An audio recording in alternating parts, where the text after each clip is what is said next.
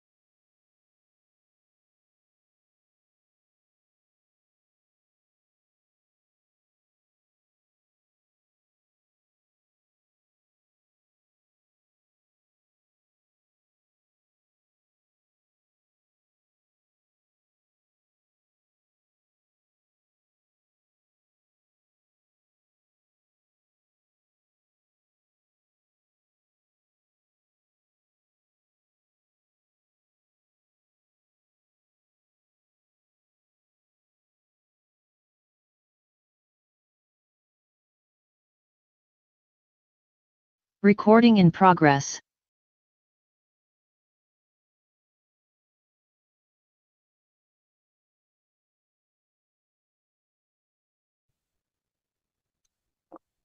Yes, it's Grace. You're muted. Morning, Chair. Kunjani? Iphilile ninjani? Score. I-weather injani apha? Oh, tshisa nasebusuku. Yo, Yo, eh, bengu-29 ebusuku ephezulu. njengobisinethela thina apha eCape Town. Okay. Ibinetha, but Yo, akunethi. shushu apha nawo ndivule i-aircon ekuseni. Yo, U-8 ngoku. Yami ngu-9. Lembe ke sesiqalisa ngo-9 ke ngelo qala le. siqala ngo-9, Chair. 1 minute mhlawumbe sitshekishe nje abakhoyo nabangekhoyo. Abakhoyo ngu-Mr. Moimang, ngu-Miss Boshoff, ngu-Miss Mushodi, ngu-Mr. Lont. Oh, okay. And kwicala le-department? Kwi-department ibingekangeni, andimazi loma Mahoto noba ngowe-department na. Small business. Abakangeni andibaboni. Morning, Chair. Yes, I'm from this department. We are going to be led by DG Delwa. I'm not sure. Yes. Oh, yangena ngoku. Nankengeni. All right. Let's then start. Good morning, honorable members. The parliamentary staff, including the CLSO, the leadership of the Department of Small Business Development, and the leadership of the Department of Trade, Industry and Competition, and all officials from the 2 departments, and our legal advisors, and the Office of the Chief State Law Advisor. Good morning. I am in Angola, Luanda, so I would also request that Honorable Moimang be on standby in case I get kicked out. But also I'm part of the delegation that is here in Angola. We will be visiting the National Assembly of Angola to conduct a benchmarking. But we still have time because here it's just after 8. We're 1 hour behind. So it means we can still continue with myself present in the meeting. Then I will request Honorable Moimang when it's time for us to go to the National Assembly of Angola, then he takes over the chairing. So this morning, honorable members, will start then with the Department of Small Business Development to respond on the written submission made by our stakeholders. We will then allow the Advocate Haley Tilana to make her input on legal and constitutional matters, and then we allow questions and answers by honorable members, questions for clarity. After that, then the department and the Advocate will then, or Staki as well, sorry, will respond. And then the next will be the Companies Amendment Bill, B26 and B27. We'll start with Advocate Fatima Ibrahim on that one. to also deal with issues of legal issues and the constitutional matters. Thereafter, Dr. Evelyn Masocha will take us through the presentation in a comprehensive way. As we remember that last week, the minister took us through his notes. It will just be the areas of emphasis comprehensively on the part of DDG, and also Professor Katz will also come in. Yes, so we will then also again ask questions for clarities, but then we'll start the deliberation and close by close voting next week. I think it will be on the 19th on the company's amendment. With regard to the small business development, because it's Section 76, we will have a comprehensive discussion which includes the mandates from the provinces, the negotiating mandates, as it will be a futile exercise to have deliberations, whilst also we will be waiting for the provinces to make their input. So we will have deliberation both on the stakeholders that have written to the committee expressing their views, and also discuss the responses of the department, whilst also the department will be responding on the provincial negotiating mandates. So we have a conclusive or coordinated response on the discussion on the small business development, small national small enterprise amendment bill. So that's how we will be then dealing with the two bills. Without wasting any time, I will then hand over to the DDG, to Grace from the Department of Small Business Development. The DDG. Sorry. DDG. DDG Delwa. Oh, DDG Delwa. Over to you, DDG Delwa. You'll be followed by Advocate Elise Taki. Thanks so much. Thank you very much, Chairperson, and good morning to the honorable members. Chairperson, I am accompanied by the team that has been crisscrossing the country, going to the public hearings, which are not yet concluded. There are still some of them in KZN, some of them in Western Cape and Northern Cape as well. So we will be presenting what we have collected as responses up to date, with the view that we will update, obviously, with the provinces that we are not yet done with. The delegation also includes the CEOs of the entities. Sorry, can I just get clarity on that? Because for now, our understanding is that you'll only be responding to the written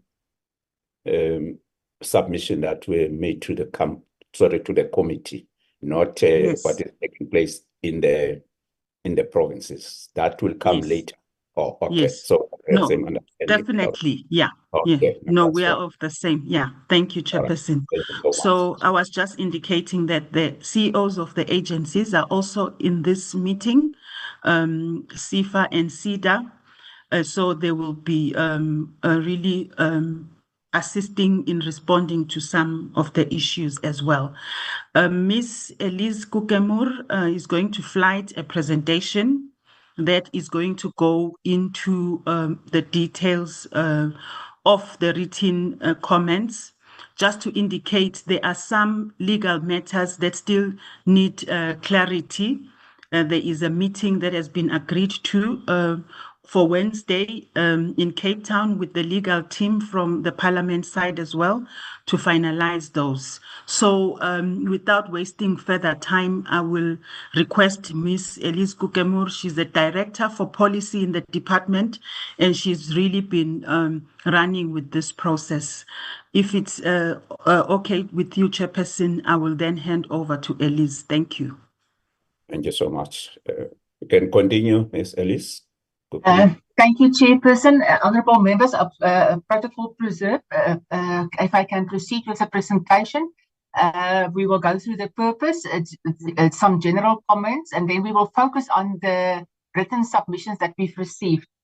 The objective is to provide responses to the oral and written submissions. We have highlighted some of the comments received, and it's mostly complaints about service delivery through the oral, through the public hearings. So that was oral inputs and comments made.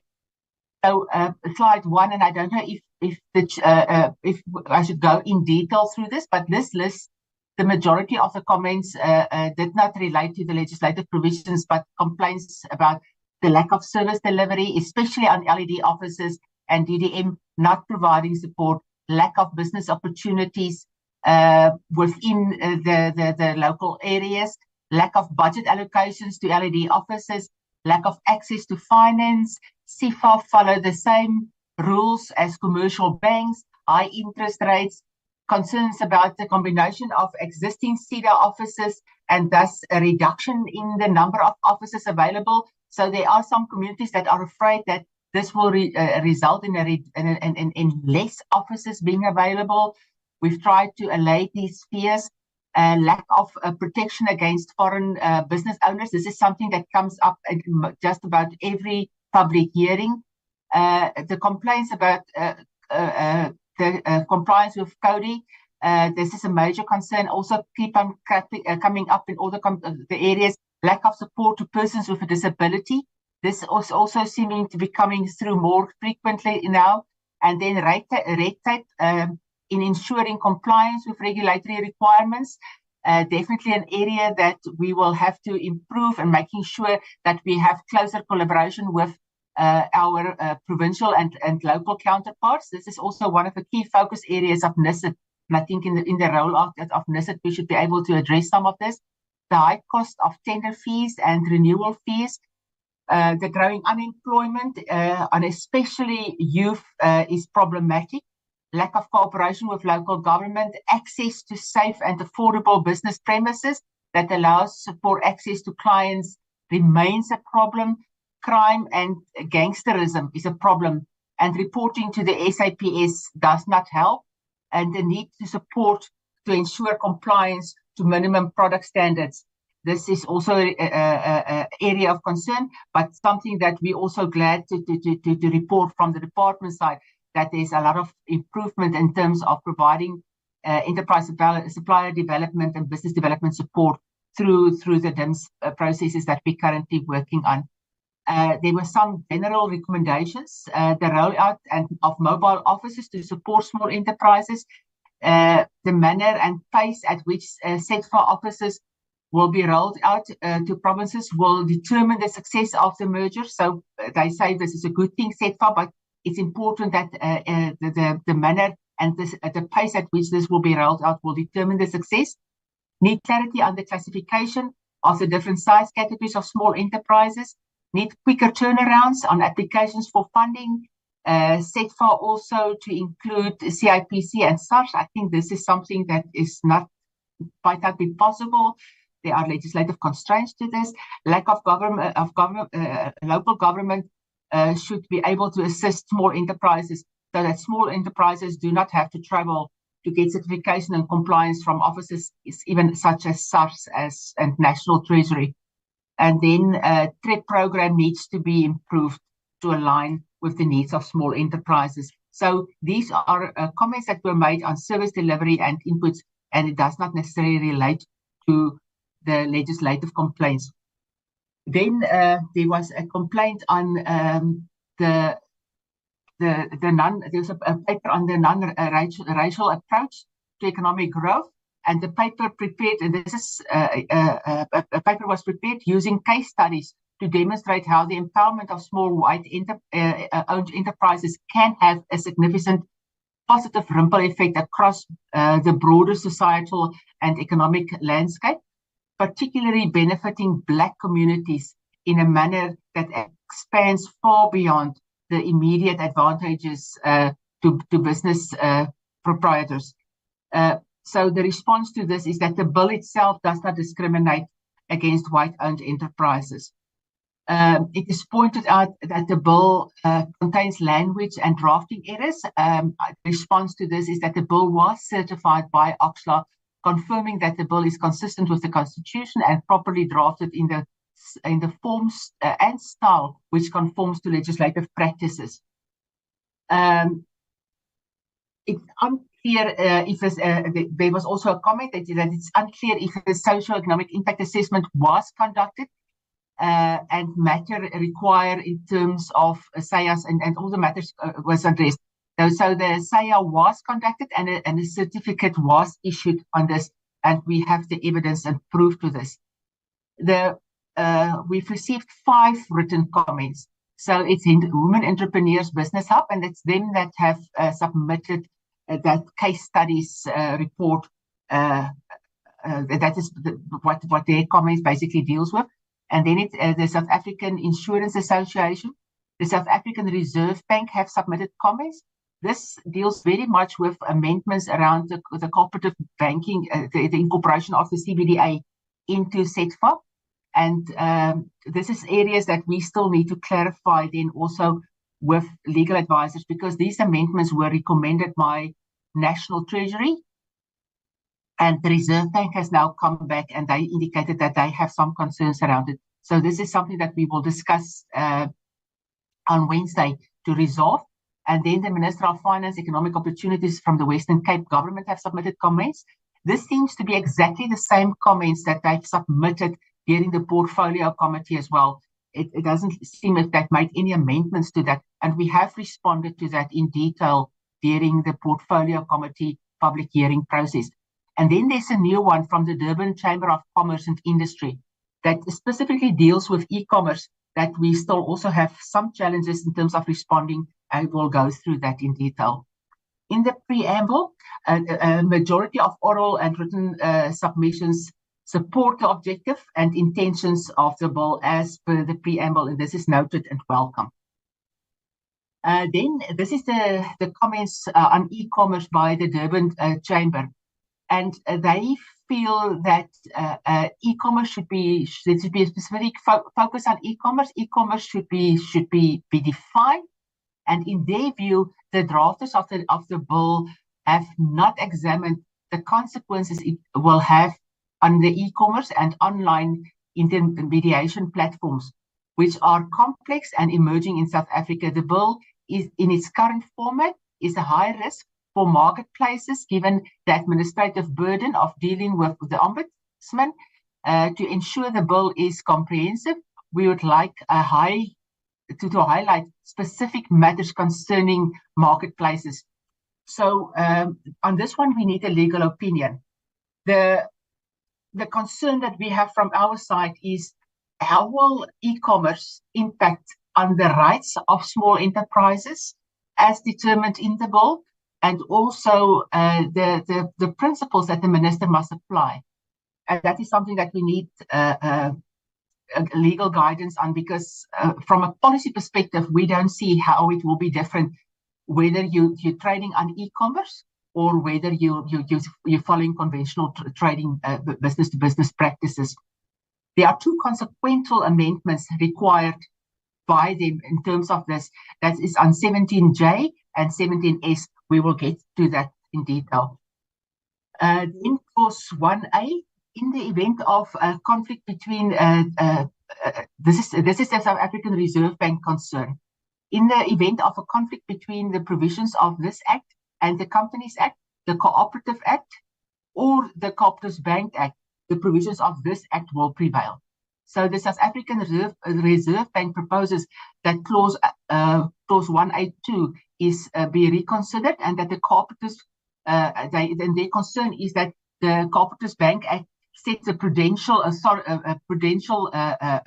authority requirements for cooperatives and banking associations, and they feel that the Prudential Authority's mandate includes ensuring the safety and soundness of financial institutions, protecting the deposit holders, and assist in maintaining financial stability.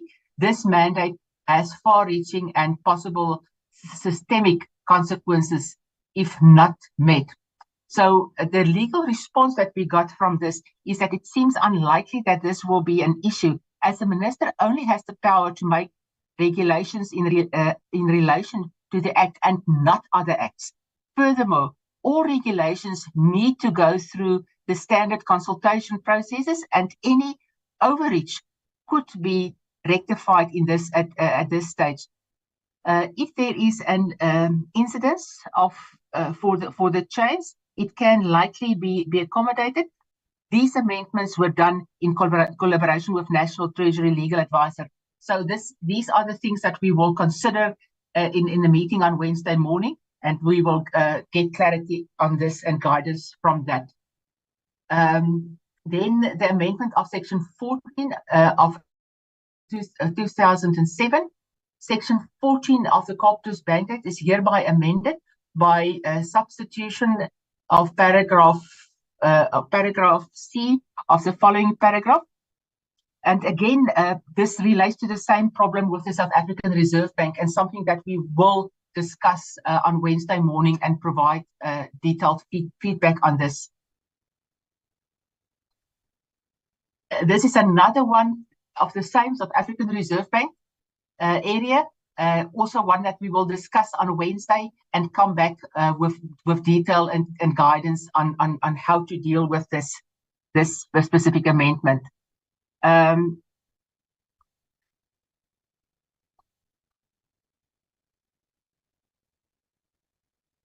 So, and this one is also the same, but the feedback that there's a substitution of subsection 85 of Act 40 of 2007. The following section is hereby submitted for sections 85. Neither the authority or the agency or any board member or employee or managing director thereof, nor a committee of the agency or any member thereof, a member of the Prudential Authority. So it's the same thing, but the legal opinion that we got up to this stage is saying that it should not be a problem. But we will get clarity and guidance on this and provide proper feedback. So I don't think it's we have all the evidence to conclude on this at this stage. This is another area that needs guidance, but the feedback that we got from our legal advisor is that these are legitimate concerns and should have been addressed and needs to be amended. But again, we will discuss and conclude on this on Wednesday morning. Then this is a new area. This is retain of Chapter 2. This is also from the Western Cape government. And they say that the establishment of the Ombuds Service should not come at the cost of the advisory body. Both bodies are vital to the ecosystem within which small enterprises operate and may easily feed into each other to facilitate a more conducive environment in which to do business. The Ombuds Service is not established to replace the advisory body. I think the confusion came in that in 2020, when we published for comment, there was initially a decision that we should repeal the advisory body. But based on the comments, we're no longer repealing that. It's two different services with specific and that the bill provides for the functions of these two bodies, and they are very different functions, and they are definitely not going to. One is not going to replace the other one, or there's going to be an overlap between the functions of the two bodies. Then this is also from the Western Cape, that the amalgamation of the state-owned entities into SETFA. Will this will this not interrupt and impact on the effective delivery of the function of the different functions? And the objective is exactly to improve collaboration and cooperation and effective service delivery. So we've made sure that this will not be the case. It will not conflict, and it will actually improve the service delivery. That is the whole objective of SETFA, is to improve service delivery. And this is also the request that came through from the communities when we consulted is it was a request from the communities that we should combine, and that they don't want these different associations or state-owned enterprises that they need to deal with. They want a single one-stop service for them. Section 11.2, the minister appoint directors to the board. This is the new, from the initial submission that we've submitted yesterday. This is an addition that we've added. And it's also something that came, that Mpumalanga government mentioned to us. But, and they indicated that they will submit it in written comments, but we haven't received their written comments. So the concern is, and that they took it as a practical example they had with Mega, that the minister appoint directors to the board of the agency in terms of Section 68 of the Companies Act on the recommendation of the board after a transparent appointment process was conducted. The concern here was it's difficult to do that, and we should not go that. The legal advice that we've received on this is that is why there was also Section 11.3 included, which, notwithstanding that provision, the minister may, on good grounds, apply to the High Court for an order to appoint a director not recommended by the board in terms of that subsection. So this concern has been counted in the bill, and it should not be a concern anymore. This is the Ombuds authority to make determinations equivalent to the court rulings should not be extensively delegated, as it raises significant risk of abuse.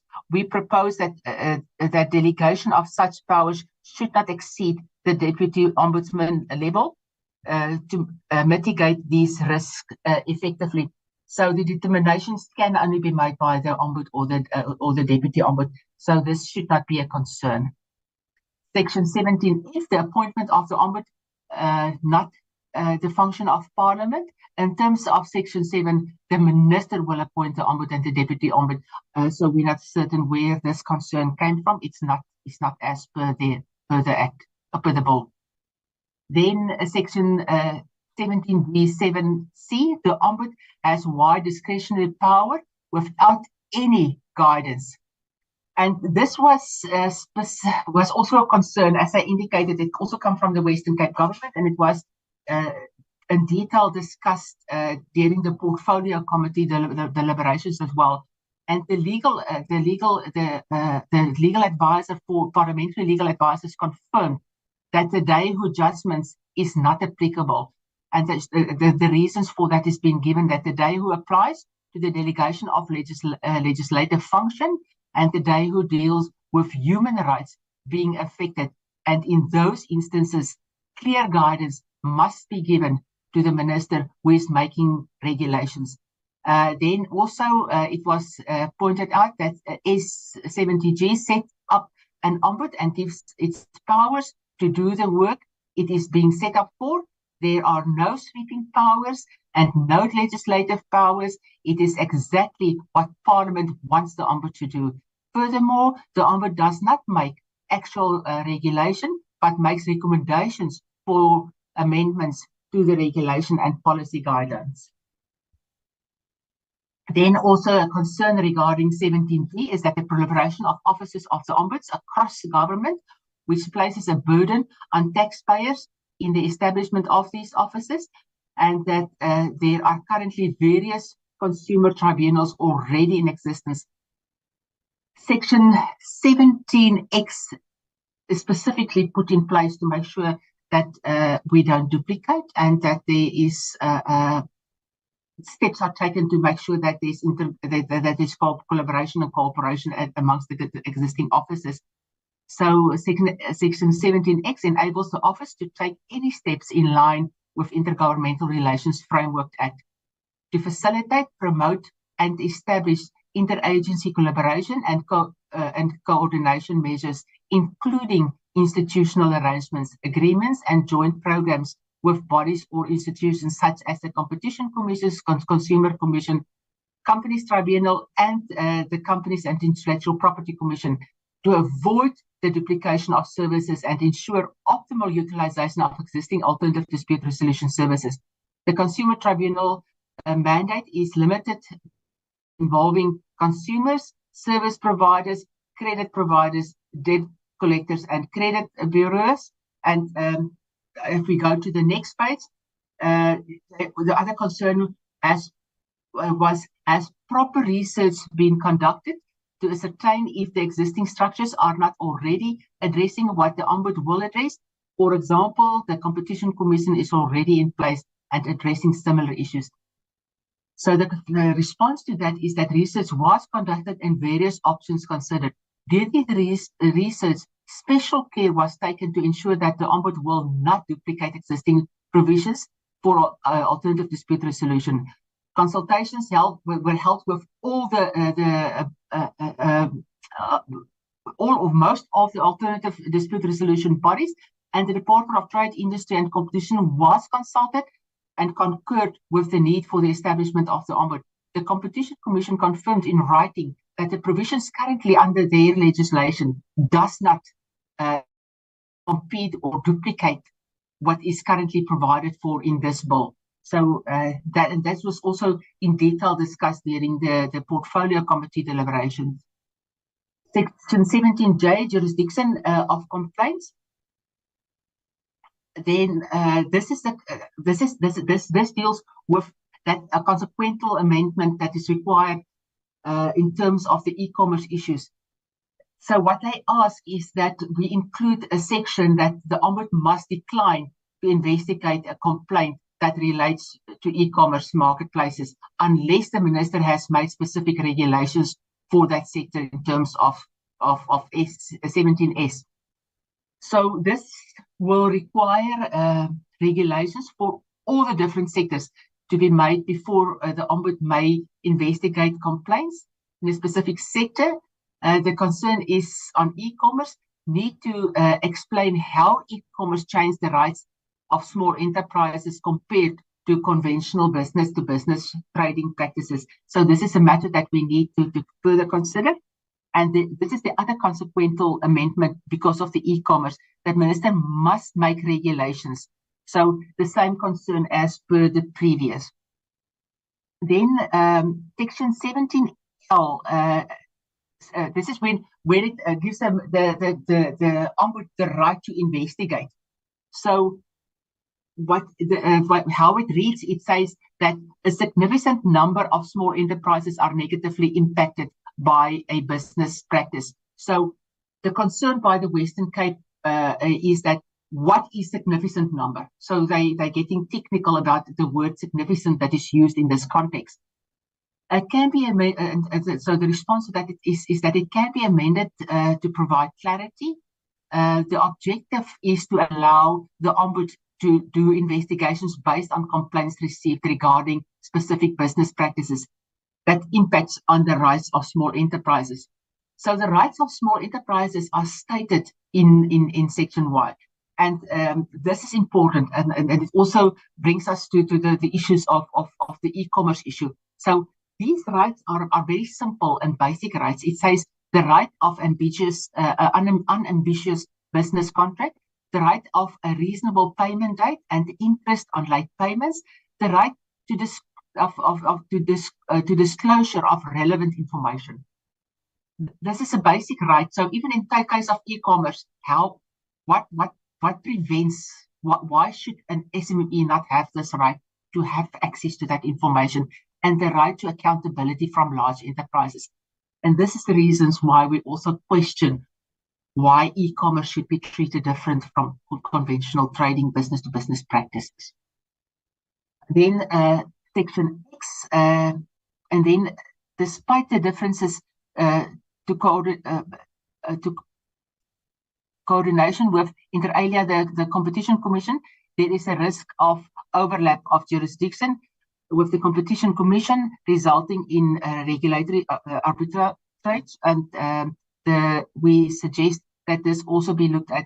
So the Competition Commission again confirmed that what is currently in the bill does not overlap with their legislative provisions, and further to that, if there's going to be further amendments, Section 17Y1C requires the minister to consult with the minister responsible for for trade, industry, and competition before issuing a notice contemplating. So this precautionary provision is also included to make sure that before the minister, so that there will be no overlap even going forward into the future. Then the Section 17Y of the bill, this is why they've questioned unreasonably and unfair trading unfairly affected, and they asked why should it what's the difference between the two. So we got the legal opinion on that, and the reason unreasonable means to act contrary to the requirements of good sense of reason, whereas unfair means to act inconsistent with the dictates of equity and justice. So a person may thus act unreasonable, yet not necessarily unfair. So the legal guidance is that they are very different, and they both are required. The issue of this again was an issue on Section 17Y in general, saying that the issue of vagueness regarding the declaration of unfair trading practices and the wide powers of the minister.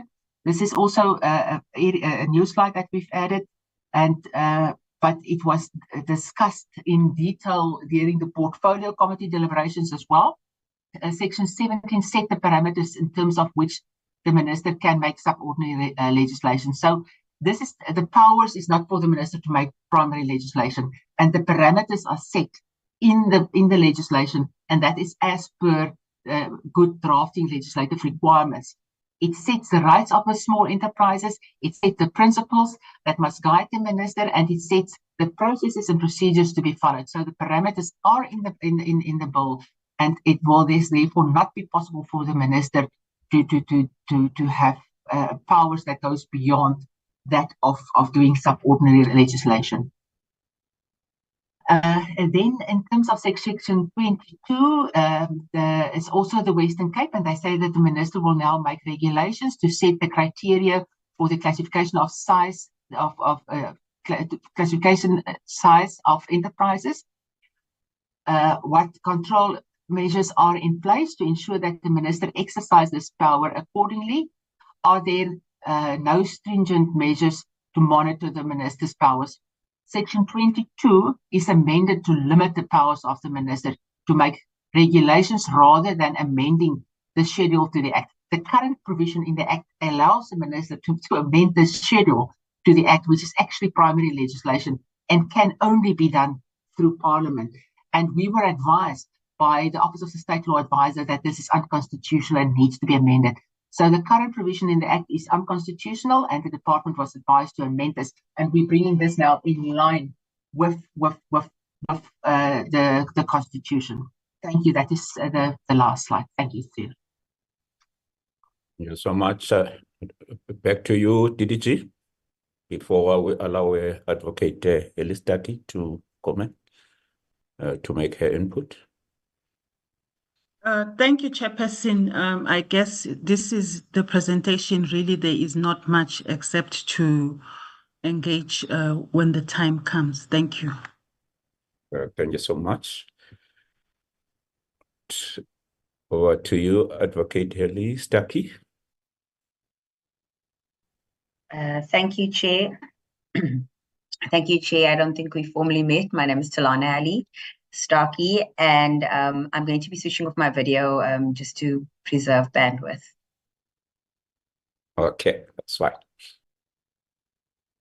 So the presentation is very brief. The CLSO has considered the bill and all the written submissions made by the Select Committee.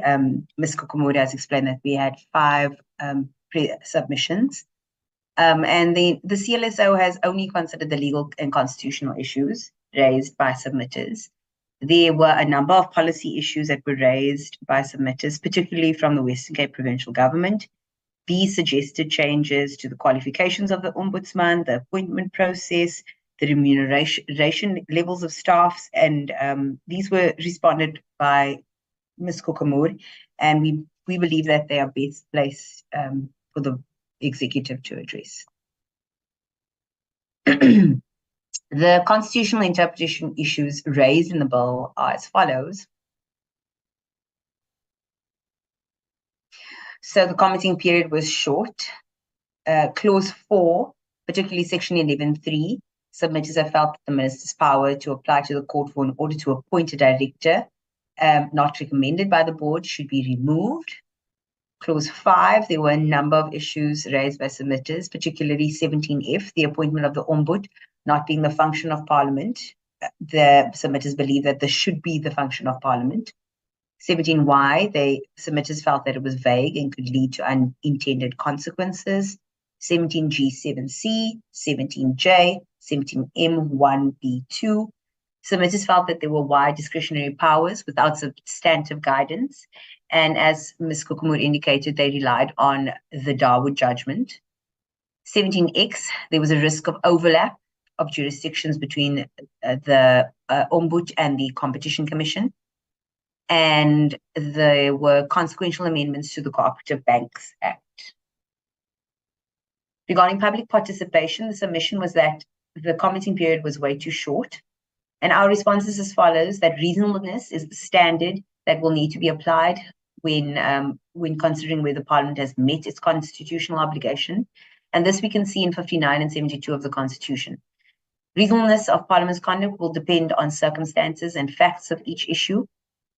But if we consider Doctors for Life, we find a criteria in that judgment that should be followed when determining whether Parliament's conduct is reasonable in as far as facilitating meaningful public involvement, as set out, as I said, in 59 and 72 of the Constitution. And Doctors for Life has set out the following criteria: the rules that need to be adopted for this purpose, the nature and importance of the legislation, and any need for urgent adoption, time and expense. Furthermore, if you look at LAMOSA, there are two aspects of public involvement, the one being the duty to provide the meaningful opportunities and the duty to take measures to ensure that people have the ability to take advantage of those opportunities provided. The committee secretary has confirmed that there has been sufficient public participation regarding this bill. The usual practice is 2 to 3 weeks for commenting, and there was an invitation sent to all submitters to attend public hearings, which they declined to attend. So we have provided the meaningful opportunity to take advantage of the public participation process at Parliament. Clause 4, the establishment of the SEDFA. The main gripe here was that 11.3 provided that the minister, while 11.2 provided that the minister must appoint the directors of the board of SEDFA in terms of section 68 of the Companies Act on the recommendation of the board. But then, in terms of section 11.3, the minister would then on good grounds apply to the High Court to appoint a director not recommended by the board. And our response is as follows, that section 9.2a provides that the Companies and Electoral Property Commission must register an MOI and incorporate the agency as a state-owned company, with the state as a shareholder. And if you look at section 1, it says that the minister must exercise all rights and duties of a shareholder under the Companies Act in relation to the agency. So the minister will be a shareholder. And in exercising all rights and duties as a shareholder under the Companies Act, regard must be made to the following provisions of the Companies Act. The first provision being 161 of the Companies Act, which says that the shareholder may apply to court for an order determining any rights of that shareholder, including any appropriate order necessary to protect the rights of that shareholder and to rectify any harm done to the shareholder by the board as a consequence of an act or an omission. And then if you look at 165 of the Companies Act, it further provides that a shareholder can serve a demand on the board to bring legal proceedings on behalf of the company to protect the interests of the company.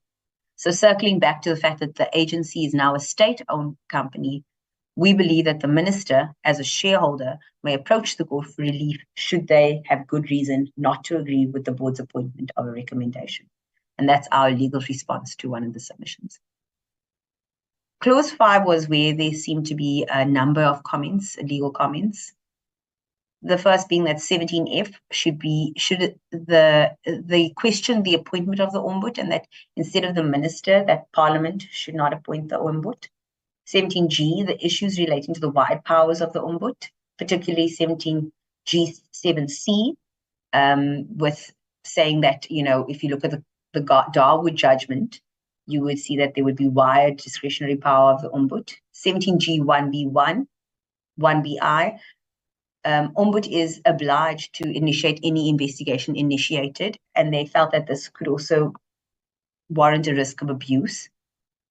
And 17Y, the issues of vagueness regarding the declaration of unfair practices and the wide powers of the minister. Submitters felt that it did not pass the constitutional muster and that the principles used to guide them, and there needed to be further principles to guide the minister and the Ombud. 17X, the risk of overlap of the jurisdiction with the Competition Commission. So if we look at the first submission, 17F, the appointment of the Ombud, is this not a function of Parliament? Our response is as follows. This is a policy decision rather than an obligation.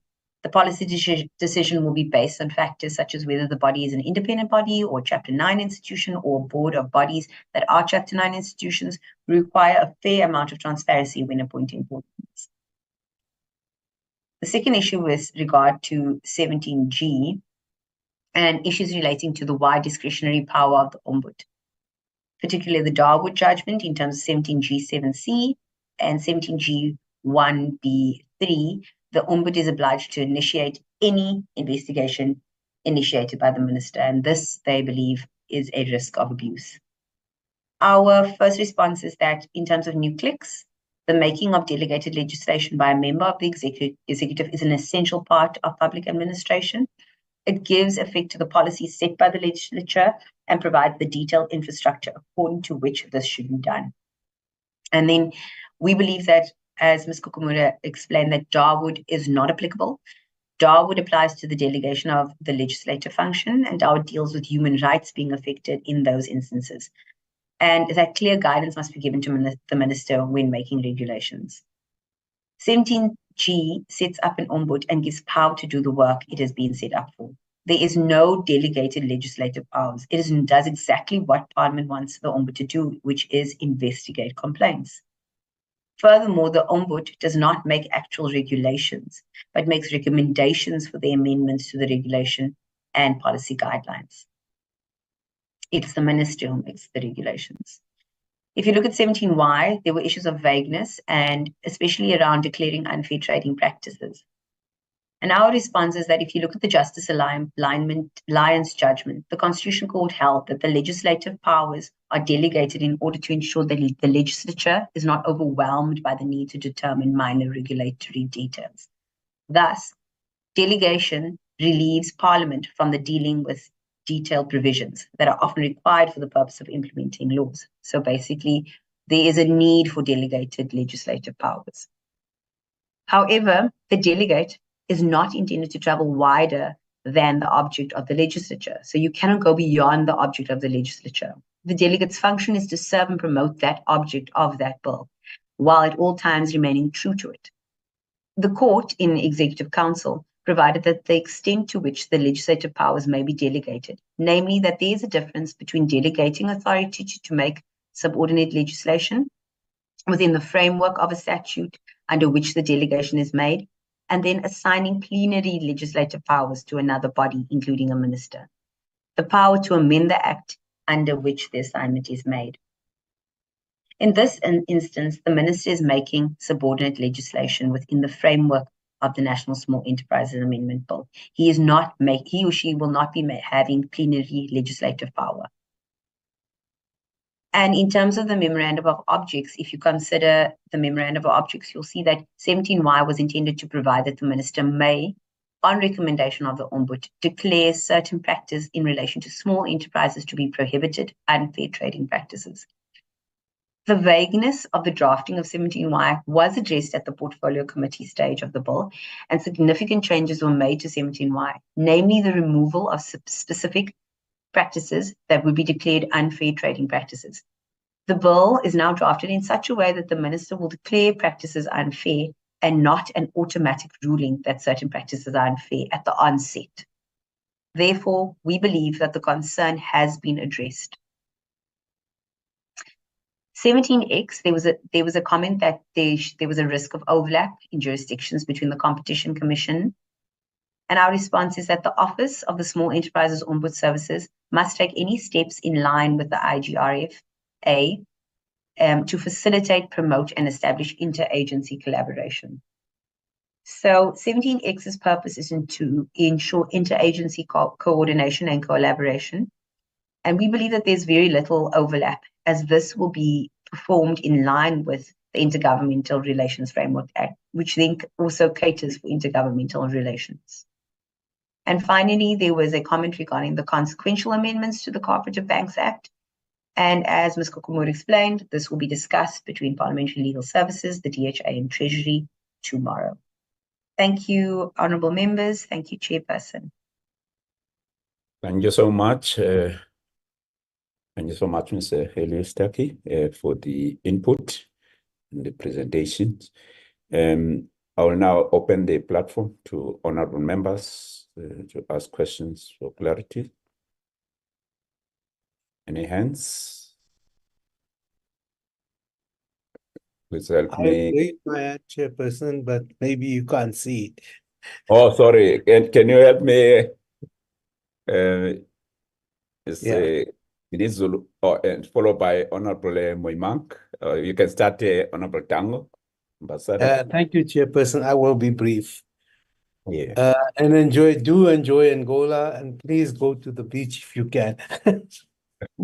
Chairperson, Okay. I would like to ask, what would the difference be between the cooperative provisions for banking in this particular legislation and the mutual societies regulations that has been there for a long time? Simple question. Thank you, Chairperson. Thank you so much, Ambassador Tango. Honorable Moimank. So you just correct that it's the mutual societies and the mutual banking regulations. Thank you, Chair. Just two areas from my side.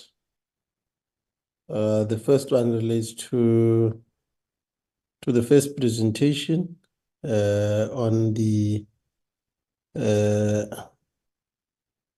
I think is the second under chapter 1, the concern, the input made, the response in relation to the South African Reserve Bank. I think both chapter 1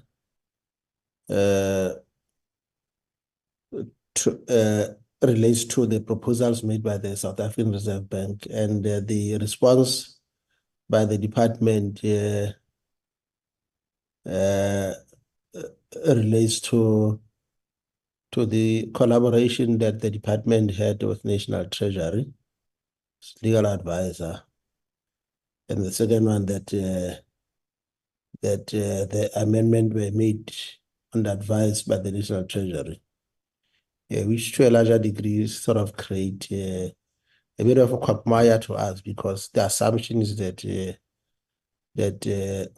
this matter should have been thoroughly canvassed to avoid a situation where now the South African Reserve Bank, though we appreciate its independence, but I think given the fact that it is responsible for the monetary policy, while Treasury is responsible for the fiscal policy, the assumption is that this matter should have been thoroughly thrashed out. Is there a cause for concern? The fact that South African Reserve Bank should approach, should take advantage of the public participation process, and whether there was no before Cabinet adopted the bill, that South African Reserve Bank did not get an opportunity to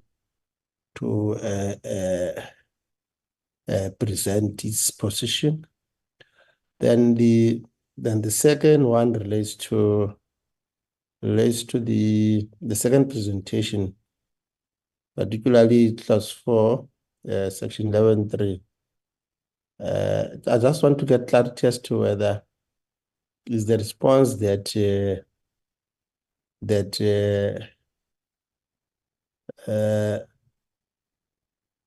there is nothing wrong for the minister in terms of the clause to have an additional board members appointed or directors appointed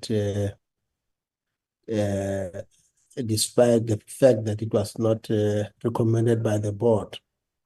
The concern that I have there, which I suspect needs to be clarified, relates to, are we not asking the court to legislate from the bench? Are we not promoting the active role of the courts in the executive arm of government? All this not be seen as judicial overreach? Thank you, Chair. Those are the questions that I want to pose. Thanks.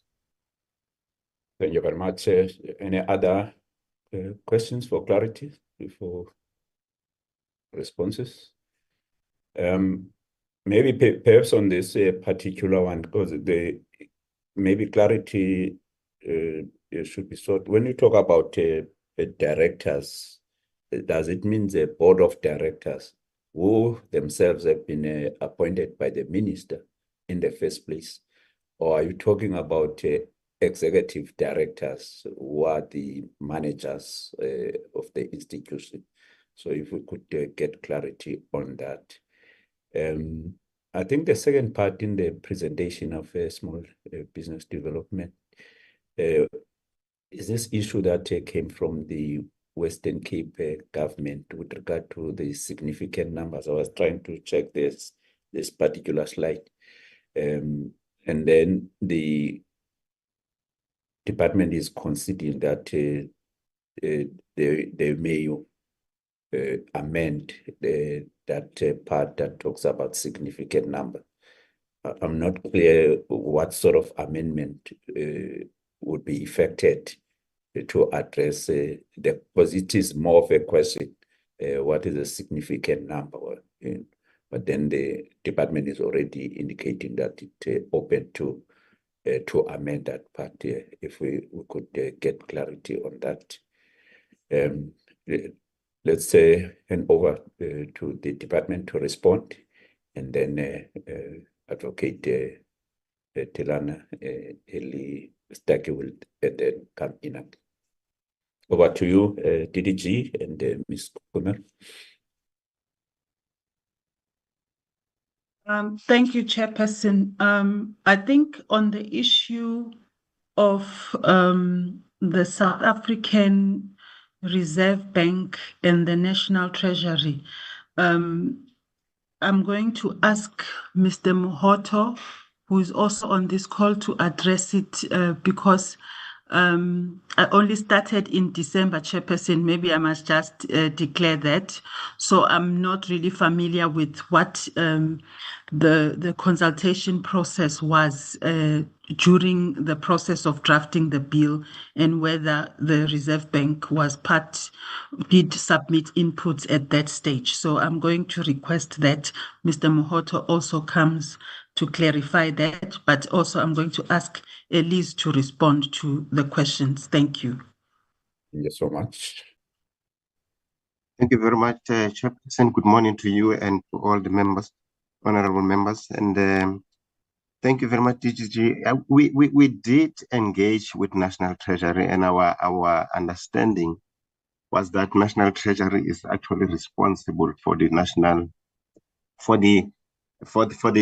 cooperative bank agency, and therefore they actually drive the policy for that particular agency. Hence, our consultation at the first instance was to make sure that we consult with National Treasury Legal unit, which actually provided some quite valuable insights in terms of how we are actually supposed to approach the CBDA Act, and also to repeal certain clauses, but not necessarily the entire legislation. so that we can leave the prudential authority component still to be managed by the Reserve Bank. And this is what we did.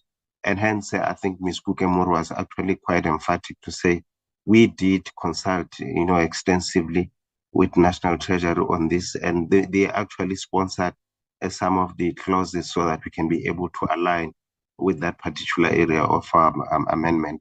And therefore, but we thought maybe that has already been covered because on our side, we're actually dealing with this aspect at a high policy level with the understanding of that. And as we said, Honorable Hlomelang, I think the independence of Reserve Bank is also bring some of the concerns still have to be commendable, because we may have been had an oversight on certain areas, and we can be able to relook at those and see how best we can actually deal with them. That will be my response, Chair, on this issue. Thanks. Thank you. Thank you, Chair. I absolutely support what Mr. Mahoto has just said. And we will, but it's also, and we don't understand why the South African Reserve Bank legal advisors only commented on it now, but maybe a good thing, because the initial feedback we got was that there were some omissions. So always a good thing that they did at the end, submitted the comments. On the issue of the cooperative societies, we will consult also with that with the legal team on Wednesday to make sure that we address the concern that was raised. And then on the issue about significant, we will definitely also get clarity and legal guidance on that in the meeting on Wednesday, so that we will be able to respond to that in detail. Thank you. Advocate Telan. Hi, Chairperson. Regarding Mr. Honorable Dango's question regarding the difference between cooperative provisions, the mutual society benefits, and the mutual banking regulations, my understanding that the Mutual Banking Act deals with mutual activities for mutual banks, and that the Cooperative Banking Act deals with the regulation of cooperatives and cooperative banking. But I think the department, that's more their purview to respond to that type of questions. With regards to the question with clarity around section 11.3, so 11.3 basically, and I'll read it to the members, it says that notwithstanding section 2A, the minister may, on good grounds, apply to the High Court for an order to appoint a director not recommended by the board.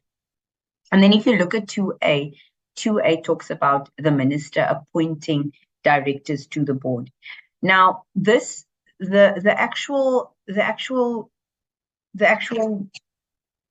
agency will then be registered as a company, in terms it will be a state-owned company.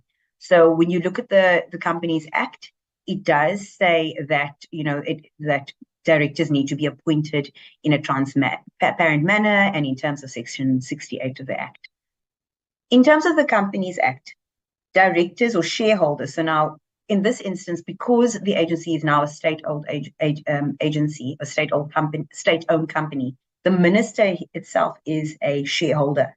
And the minister then can apply, in terms of the Companies Act, to the court where the minister feels that there are, in particular circumstances, there are board members that should not be appointed, or recommended certain board members should be appointed, and this, or board of directors should be appointed. And this is where there's a situation where the directors of the agency are not in agreement with the minister. So the minister then approaches the court to intervene, which is in terms of the Companies Act. No, I don't think this is judicial overreach. I think this is what normally happens in commercial entities. I think this is when there is a discord between the directors and the shareholders, which normally happens in commercial entities. So I think this is in line with the Companies Act, and because particularly the agency itself will be a state-owned company, it will be treated like a company. The difference between whether they are executive and non-executive directors, it's actually really a good question, Chairperson, because if you look at the Companies Act, there isn't a distinguish between executive and non-executive directors. However, it is my understanding that these directors are appointed by the minister, and I'm not entirely sure what the intention was for them to be executive or non-executive. The Act is a bit silent on it, but I would recommend that if this is a question that the chairperson would like more clarity on, we can ask the department to provide us with more insight. But I hope I've clarified the understanding behind 11.3, that it is within the realms of the Companies Act, and that it is entirely above board. Yeah, very much clarify, especially the issue of the judicial overreach. You've really explained it quite eloquently. I see the hand of I don't know what Mr. or Miss Masocha. Thank you, Chair, and thank you, honorable members from the department. Just to add on the issue of the difference between the mutual and cooperative. Now, cooperatives tend to describe a wider movement of cooperative institutions, and some of these are your general benefit societies, your friendly societies, and not all of these would tend to use the mutual banking registration. So those who have formalized themselves into banks have registered themselves as mutual banking enterprises, while many cooperatives, some are family cooperatives or food cooperatives, would then register themselves as cooperative societies.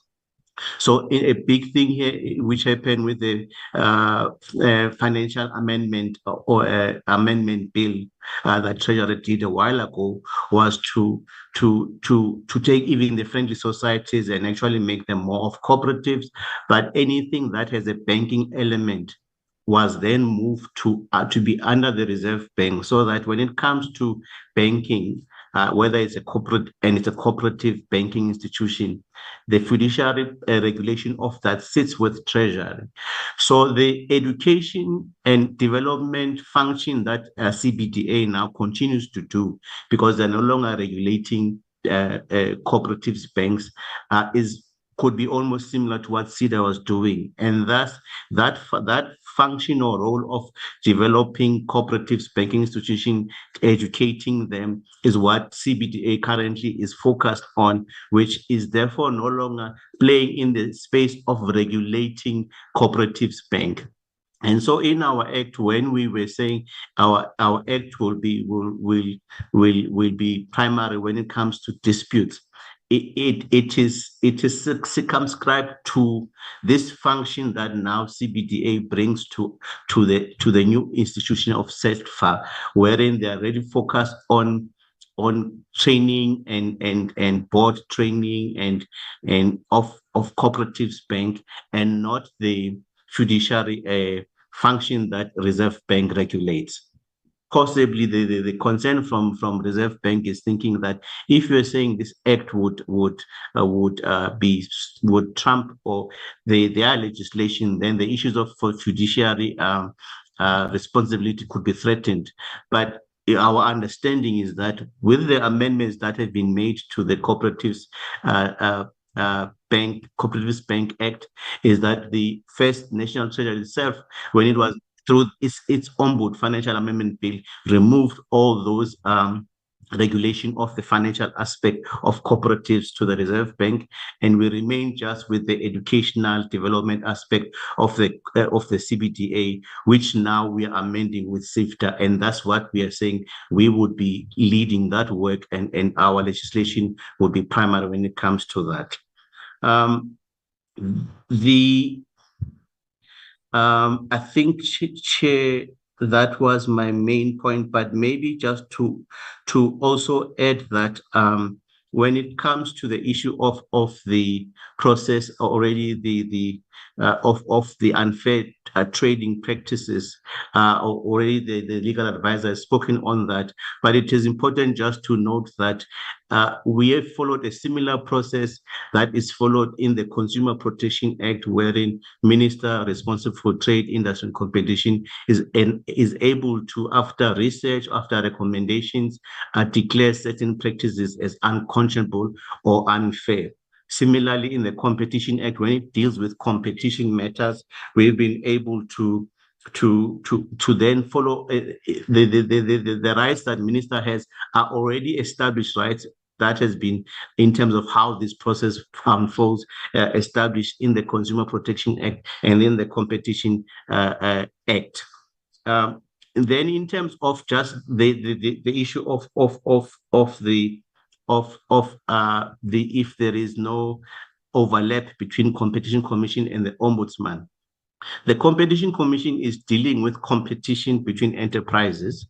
It's dealing with competition between large and small enterprises also. And yes, it provides for the Commission to look at of big companies using their dominant power when they're competing with small enterprises.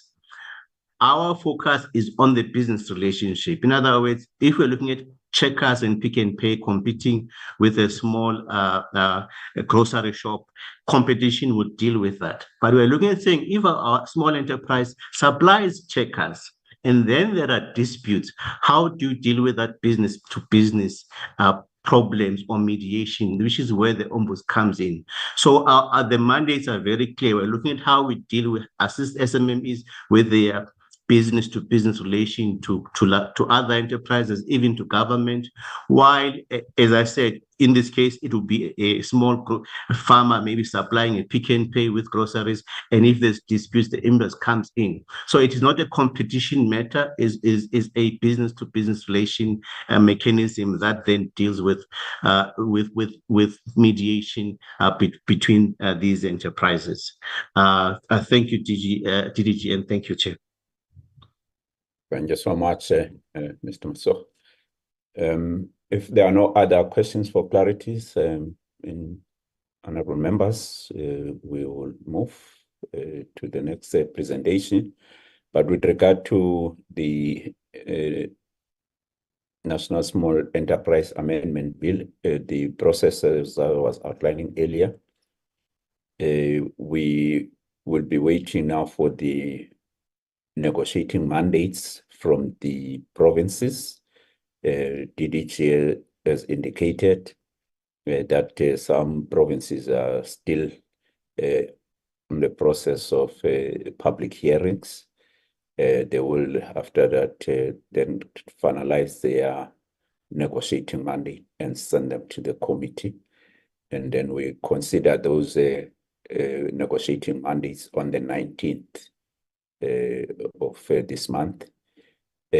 But also will take into account the submissions that have been made by the other stakeholders that the department and the legal advisor have responded to when we deal with those negotiating mandates. Is that fine, honorable members?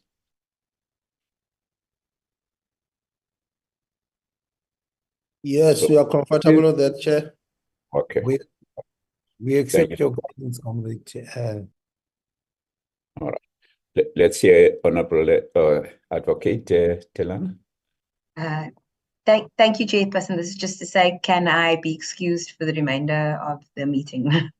All right. Thank you. Thank you so much. Thank you. Go well. All right. So, thanks. Bye-bye. Let's now deal, honorable members, with the company's bills, B26 and B27. We'll start with the Advocate Ibrahim. Over to you, Advocate. Good morning, Chairperson. Thank you. Chair, I have asked Mr. Baziv to please control my presentation for me because I've got quite a bit of paperwork surrounding me. So if we can go straight to the presentation, and I am going to switch my. Okay. Mr. Baziv. Thank you. We can move to the next slide.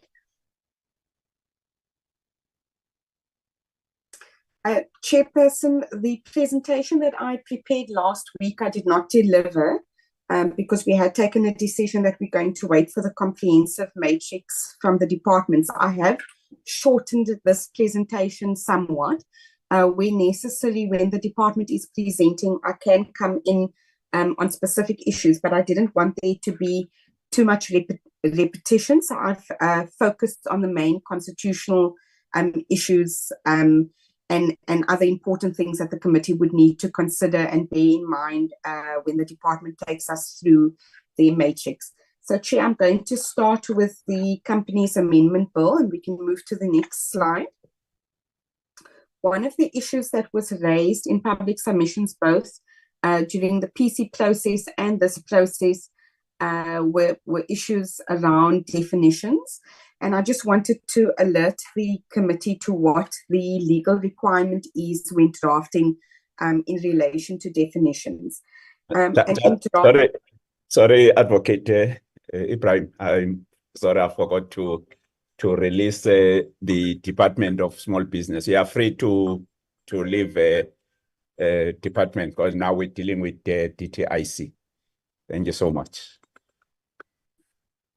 Thank you, Chair. So, Chair, what I've got on the slide is just some of the examples of issues that were raised in respect of definitions. And the department has some more that are captured in the matrix. But this was simply just to alert the committee that when drafting legislation, the general convention or drafting rule is that we only define terms where you need to ascribe a specific meaning to that term. So in other words, terms that are ordinarily understood or that don't have a specific meaning in the context of a specific piece of legislation do not need to be defined. So what the committee would need to satisfy itself is that where the department has indicated that a definition is not necessary, that term is in fact ordinarily understood. So they would just need to be able to motivate that. We can move to the next slide.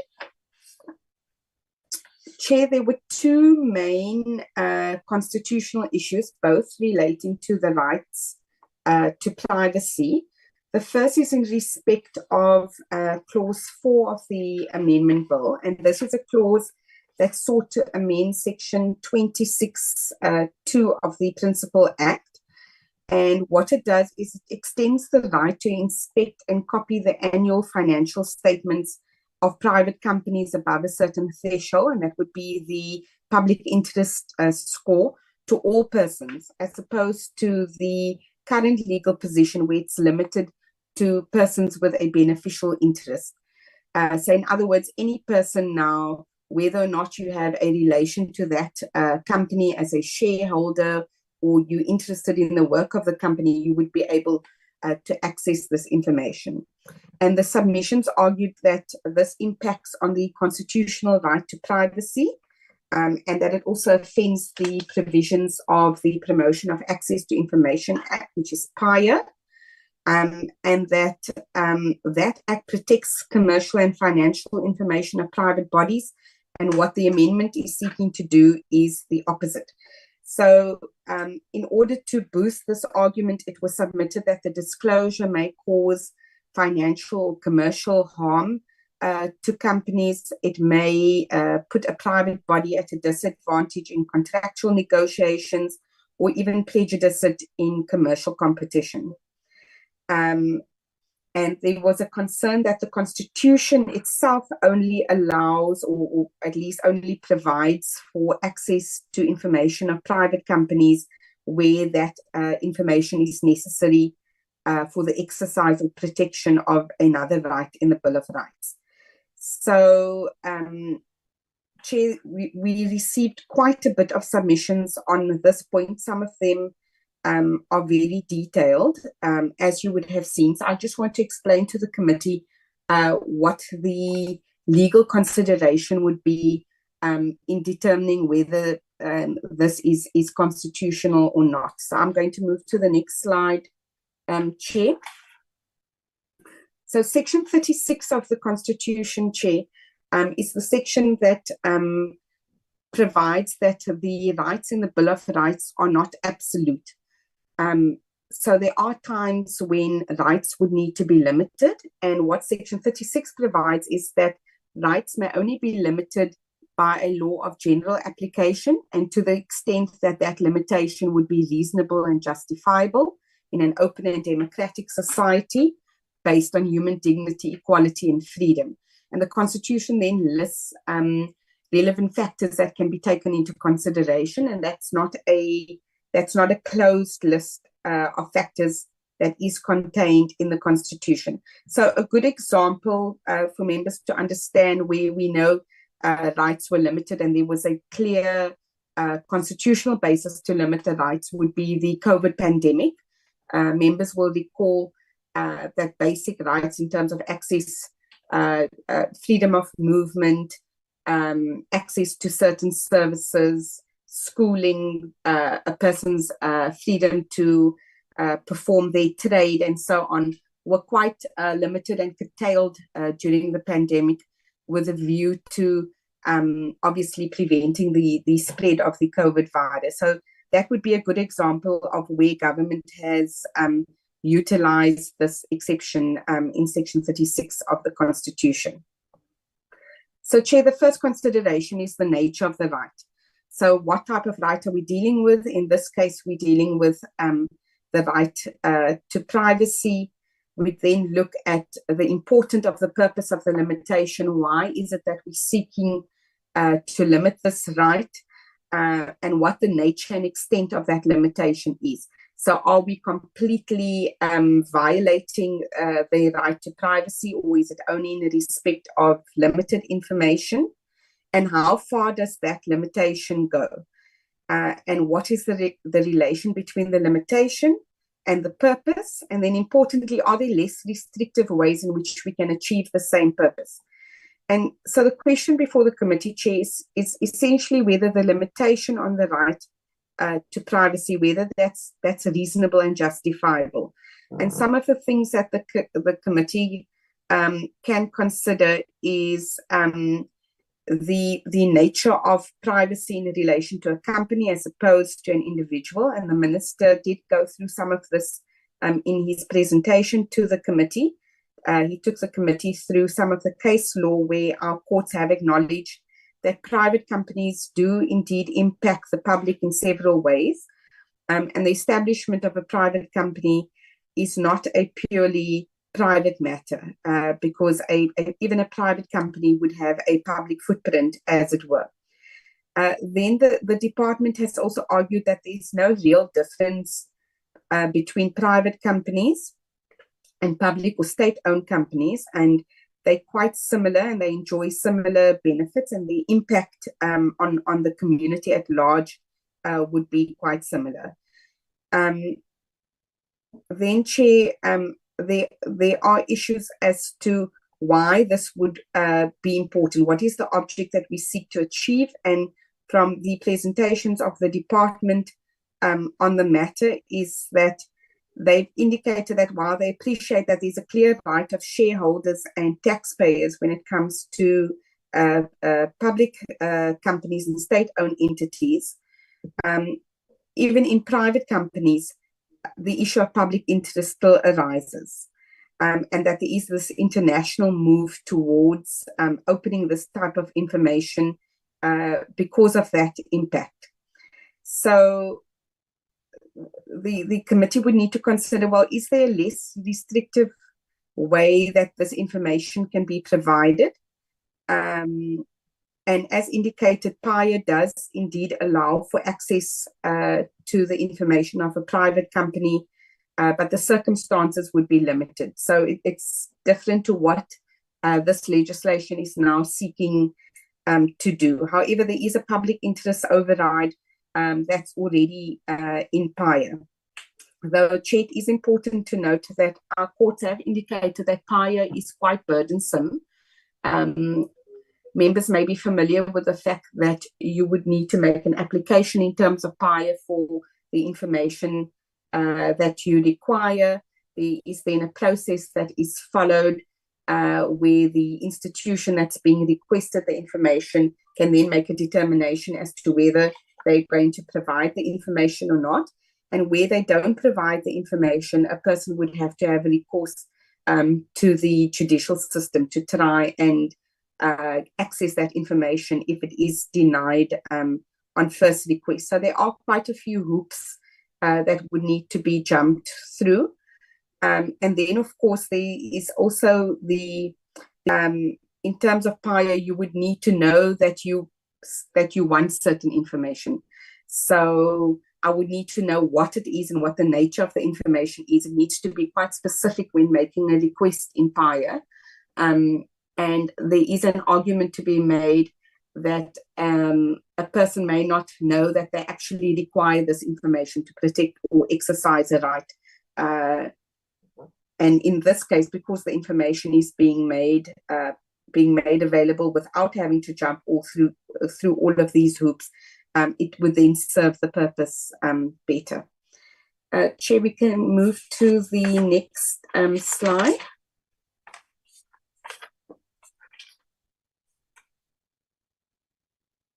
So, Chair, the question is the limitation on the right to privacy held by a company reasonable and justifiable in an open and democratic society? So that is the key question that the committee must satisfy itself on.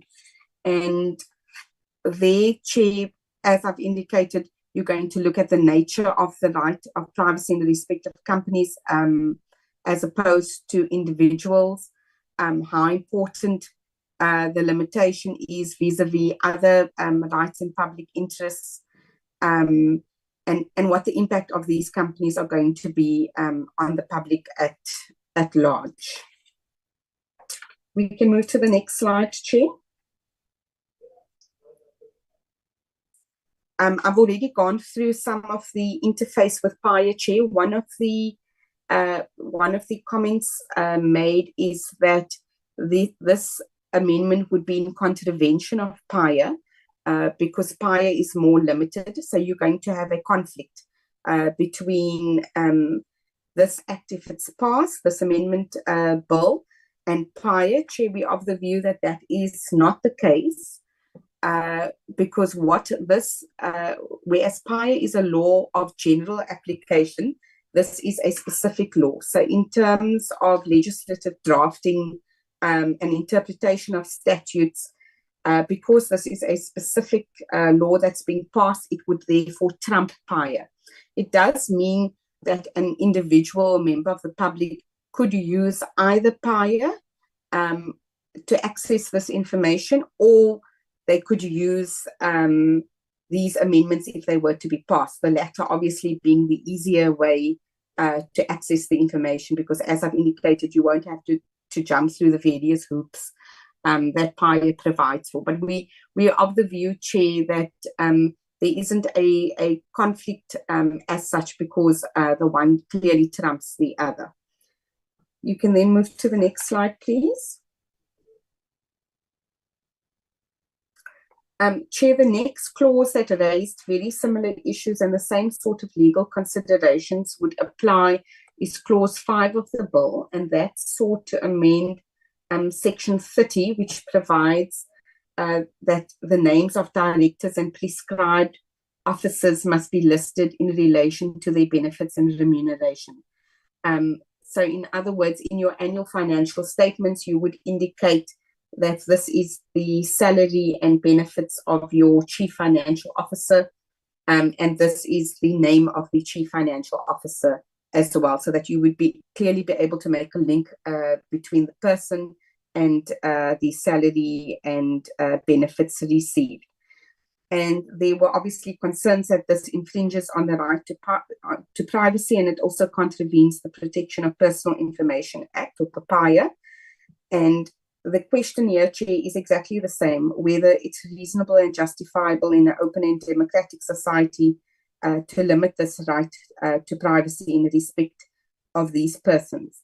So, Chair, the first thing for consideration is the nature of the right, and it is submitted that the right of privacy afforded to an individual is a little bit different compared to that of a juristic person, such as a company, where the threshold is a little bit higher, the threshold for protection, because whereas a company would have a larger impact, that is not necessarily the case in the respect of a private person. However, it is important, Chair, to note that where a private person begins to operate in a public space, your right to privacy would therefore shrink.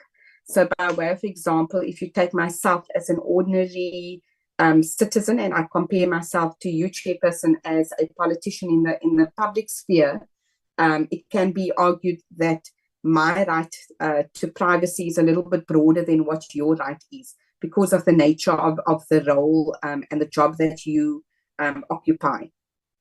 It would be similar for a celebrity, for example.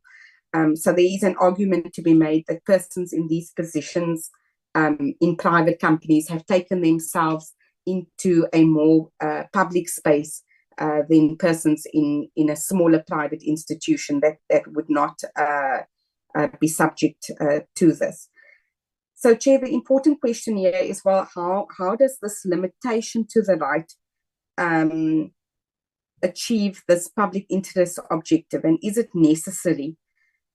Is disclosure necessary, as the department has indicated, to address the issue of unfair pay gaps and to close those pay gaps? Is it necessary to ensure fair labour practices and equality in the workplace?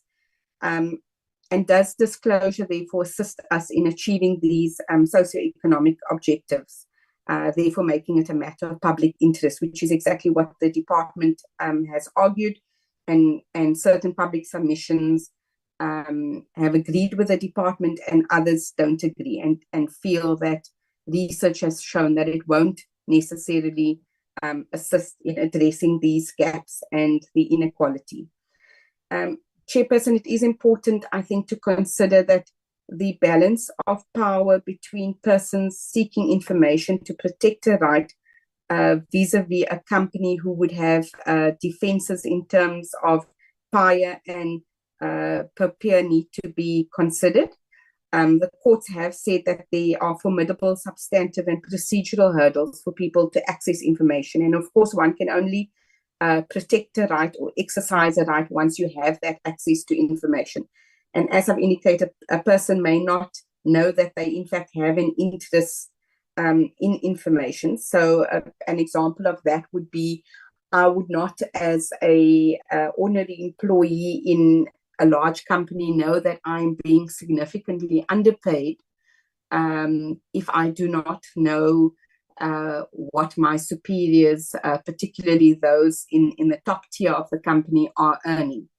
And where there is a naming of those persons, it would then allow me to consider that person's expertise, their skills, their qualifications vis-a-vis my own, in order for me as an ordinary employee to make an argument that I am being underpaid or that there is some unfairness in the system. But those are things that I likely would not have known had the information not been publicly available.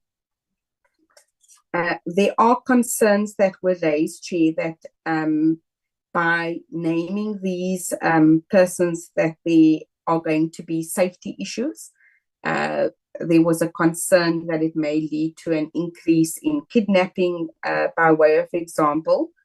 And a possible response to that and what the committee can consider is that there are companies that already voluntarily share this information, that make it clear who their CEOs and CFOs and other prescribed officers are and what they're earning, and that risk has been managed. But of course, here your reach is going to be far wider, far more people who are going to be named. And then also, Chair, there was a concern that it may lead to skilled workers being reluctant to take up these positions because they don't want their private lives to become public. So those are things that the committee would need to consider from a policy perspective and see whether that is a sufficient argument to influence you as to whether these are constitutional or not. The PC was obviously of the view that these can be defended in terms of the argument as to why these rights are to be limited. Chair, moving on to the next slide, I just want to deal briefly with the Protection of Personal Information Act. That Act, Chair, deals primarily with the manner in which personal information is processed. And whilst the Act does not list remuneration as personal information, so there isn't anything that says what I earn is personal information, we do submit that because the Act refers to financial history being personal information, as well as employment history, that those two definitions would be broad enough to encapsulate the inclusion of remuneration. So we don't believe that an argument can be made that remuneration is not protected information for purposes of this Act. But similar to prior, Chair, that Act applies to the exclusion of any provision of any other legislation which regulates the processing of personal information, and that is materially inconsistent with an object or specific provision of that Act. So it is a law of general application, and the preamble of the POPI Act recognizes the founding constitutional values of openness and the need for economic and social progress.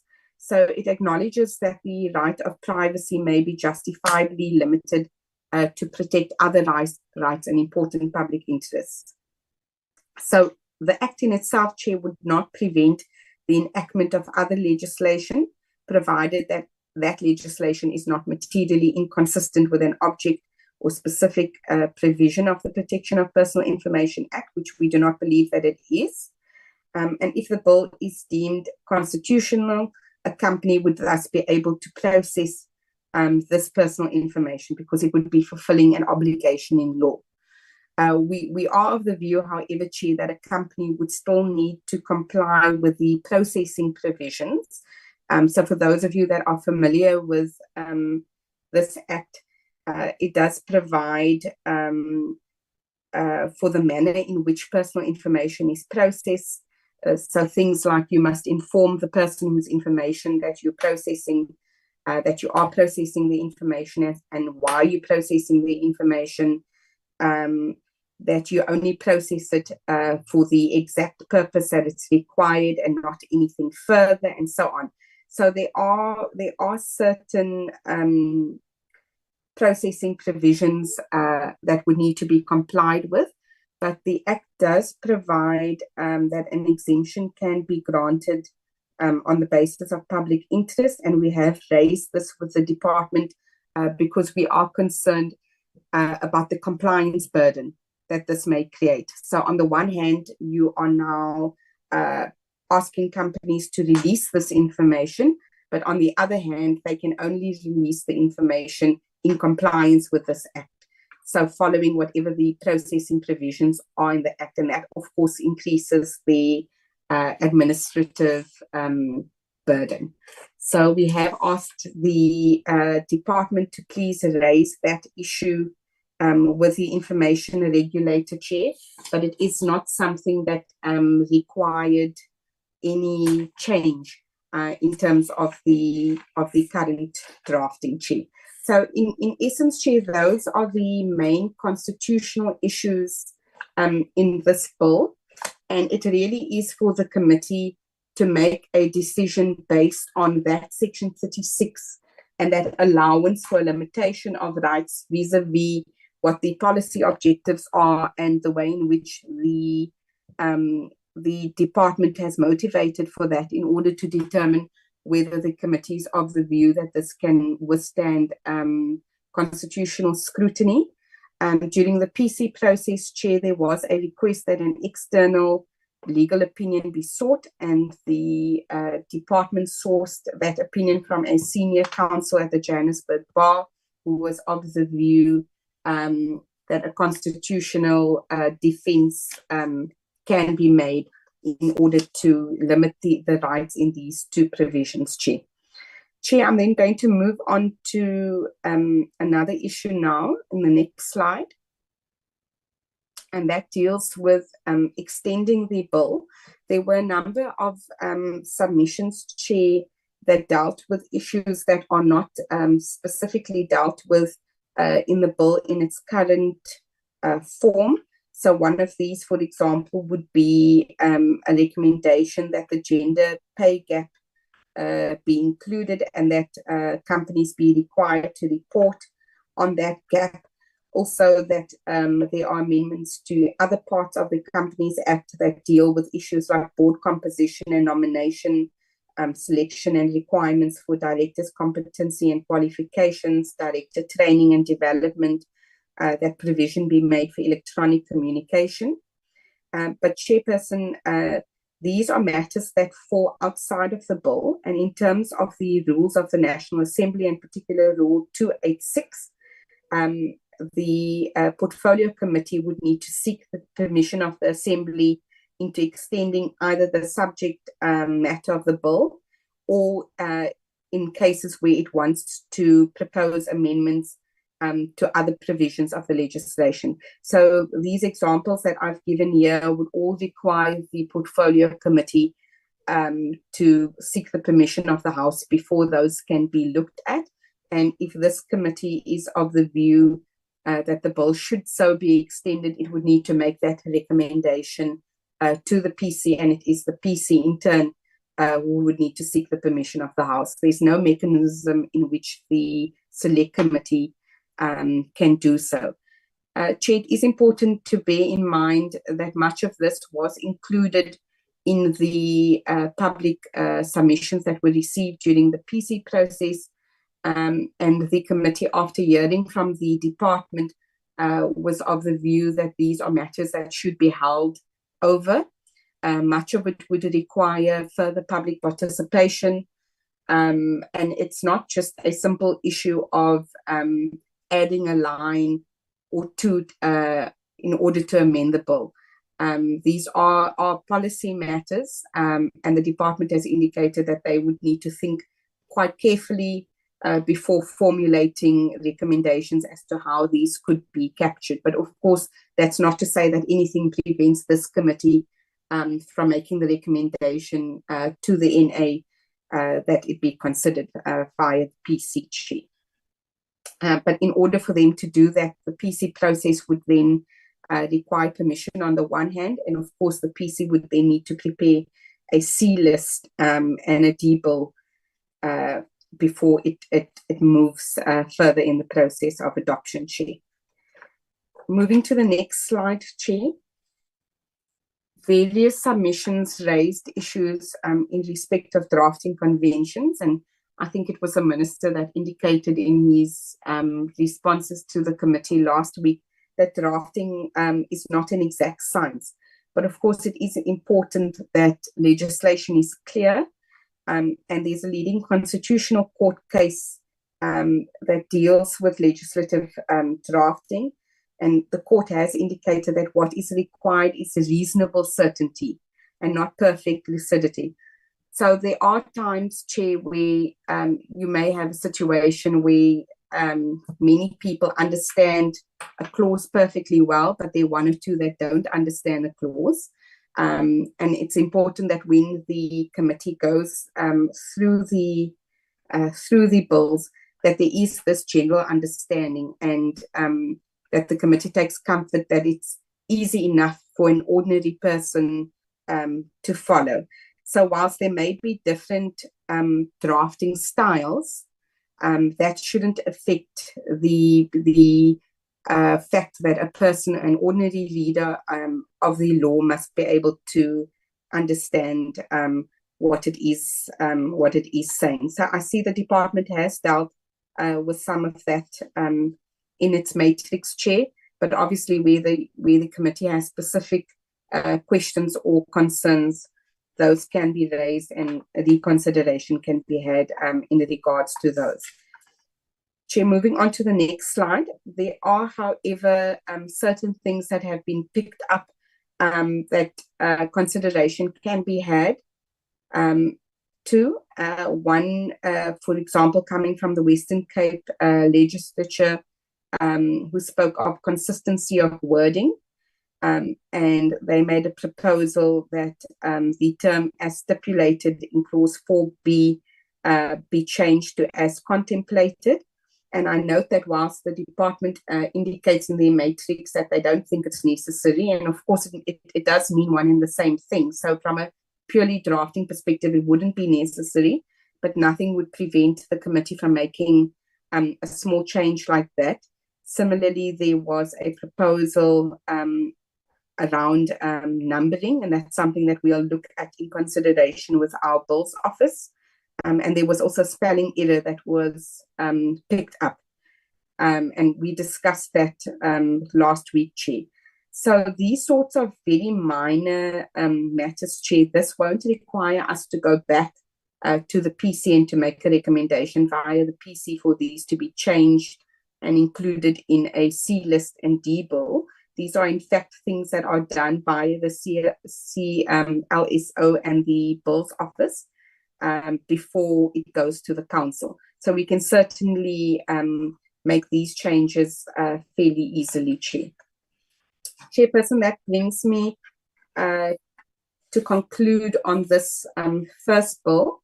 I'm going to move to the next slide that deals with the company's second amendment bill. And Chair, as you're aware, this is quite a short bill, so we'll move to the first slide on this section. Chair, so this bill,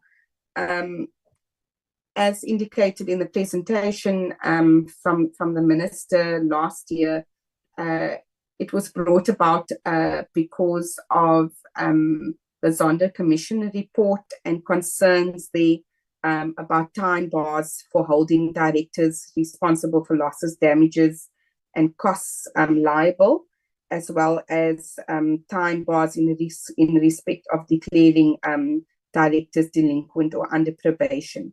And there was a concern that those time bars were too short and needed to be extended, which is what led to the development of this second bill, Chair. So, Chair, this bill, there were quite a few changes in the PC in terms of wording. The principles stayed exactly the same. The timeframes that were proposed stayed the same. But we did do quite a bit of redrafting just to ensure that it is quite clear, especially because it deals with retrospect. It's going to be applied retrospectively. And I'll get to the retrospective issue in the next slide. But I just wanted to deal with a particular comment as regards clause 1 of this bill, and this deals specifically with extending the time bars to hold a director responsible for losses, damages, or costs. So what we did when we redrafted this in the PC, Chair, is that we noted in this particular redraft that the Prescription Act would be excluded. And the proposal was that the clause, because it currently excludes the application of the Prescription Act, and that act provides that debts expire within 3 years unless the prescription period is interrupted. There was a comment that it would make more sense to redraft the section to make it subject to the Prescription Act in order to remove the onus on the claimant to make a court application in circumstances where there is an interruption or stay of prescription. So it's a very technical legal issue, Chair, but by way of example, judicial interruption would be where court documents are served in relation to a debt, or there's an express or tacit acknowledgement of the debtor.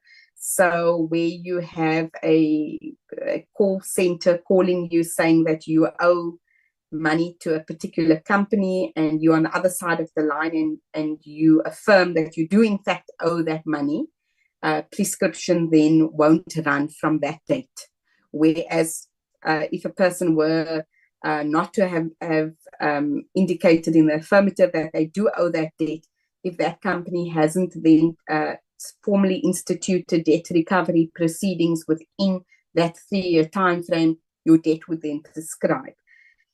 And Chair, in this case, we excluded the Prescription Act in its entirety because we wanted to dispense with any risk of prescription being raised as a defense by these people who are going to where there's going to be claims to hold these directors liable, and to eliminate any confusion. And whilst we appreciate, Chair, that where there's a process to commence with a debt collection prior to the 3-year period, then the issue of extension doesn't arise then in any event. It then falls away. And if a director were to acknowledge a debt without the company acting on such acknowledgement within the 3 years, Chair, then we do submit that in fairness, the company then should be going to court to explain the reasons as to why it requires an extension. So we're fairly satisfied that the legal position as it is the clearer position, and that if we were to include that parts of the Prescription Act are applicable and other parts are not applicable, that it's going to create confusion when this is implemented, and this is the cleaner way of dealing with it, Chair. Then in respect of Clause 2, Clause 2 deals with an amendment to Section 162 of the Companies Act, and it sought to extend the time bar from 24 to 60 months in respect of declaring a director delinquent or under probation, and allowing the court to extend the time bar. And that was also made retrospective. And the retrospectivity, Chair, the legal issue here arose also in respect of Clause 1 of the bill, where there was a view that it shouldn't be retrospective, and the department has indicated as to why it's retrospective, what the purpose was that they were seeking to achieve, especially in light of the comments made in the Zondo report, and the fact that there are people that should be held liable and be declared delinquent or under probation, but if it were not for the retrospectivity, would be able to escape liability, if I could put it in those words, Chair. So unfortunately, Chair, we do not have any jurisprudence on the issue of retrospectivity in relation to civil matters that have come out of the Constitutional Court. We do have case law in respect of criminal law, where the courts have indicated, where the Constitutional Court has indicated that retrospectivity cannot apply to criminal matters. So in other words, I cannot today pass a law saying that it's illegal to do X, but then arrest somebody who committed X a year ago, because a person ought to know what the law is, what the expectations of them are, and not be held accountable for things which they reasonably could not have known at the time. However, Chair, when it comes to civil matters, we do have case law coming out of the Supreme Court of Appeal in relation to a SARS matter, where a tax act was made operational from a day preceding the promulgation date. So it allowed for retrospectivity for purposes of closing a loophole that SARS had identified that could be used for tax avoidance.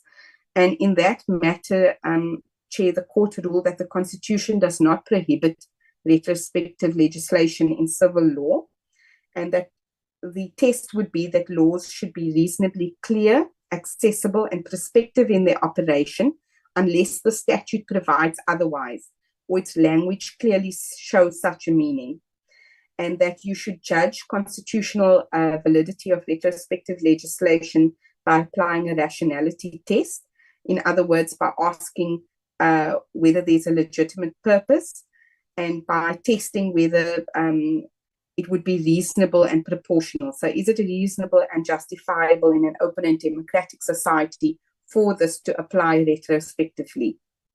And Chair, we were concerned on consideration of this case that the manner in which the bill was originally drafted was not clear enough, and it created some confusion, which is why there was a complete redraft during the PC process to make it very clear that these two sections are going to apply retrospectively.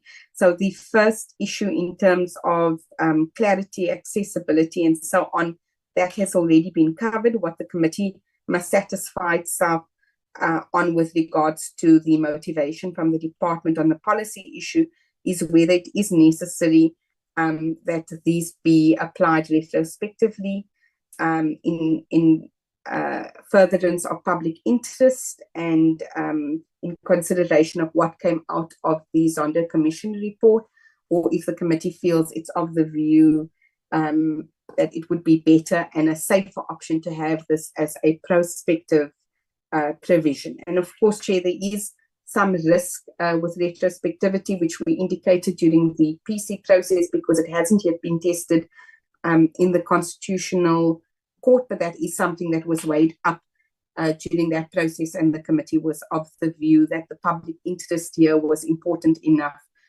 for the committee to take the risk of including the retrospectivity in this bill, Chair. Chair, that brings me to the end of my presentation. I'll move to the last slide. The bulk of the public submissions received, Chair, concern policy matters and also the way in which the amendments are going to practically play out. So members would have seen that there was quite a bit of redrafting that was done, particularly to sections 30A, the new 30A and B, Chairperson, because we were worried that that it wasn't reading very clearly and that there was some confusion. So we did try to clean that up as far as we were able to in the PC process. But what the committee must now do when it goes through the presentation of the department and through its matrix, Chairs, to satisfy itself that the department can clearly explain the rationale for the decisions that it's taken and why it's rejected certain submissions.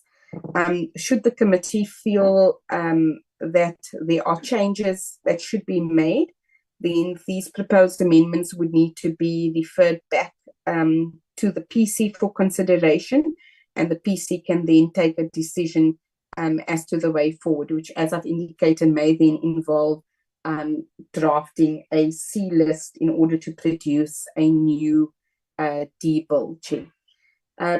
Chair, if you will allow me, during the presentation from the department, if I do feel it's necessary to come in and clarify or explain anything, Chair, I will do so. But I have been in discussions with the department on areas where I did have concerns, and we've reached agreement on those matters. And Ms. Masoja will speak to that as she goes through her presentation, Chairperson. Thank you so much. Thank you, Advocate Ibrahim. Like as the chair has indicated, I will at this point in time come on board to steer the ship, and without any waste of time, we will then invite Dr. Masoja to take the podium. Over to you, Doc. Good morning, Chair. Good morning, honorable members. Chair, I will just reflect my screen for some few minutes. I've noticed that my connection has a bit of a challenge.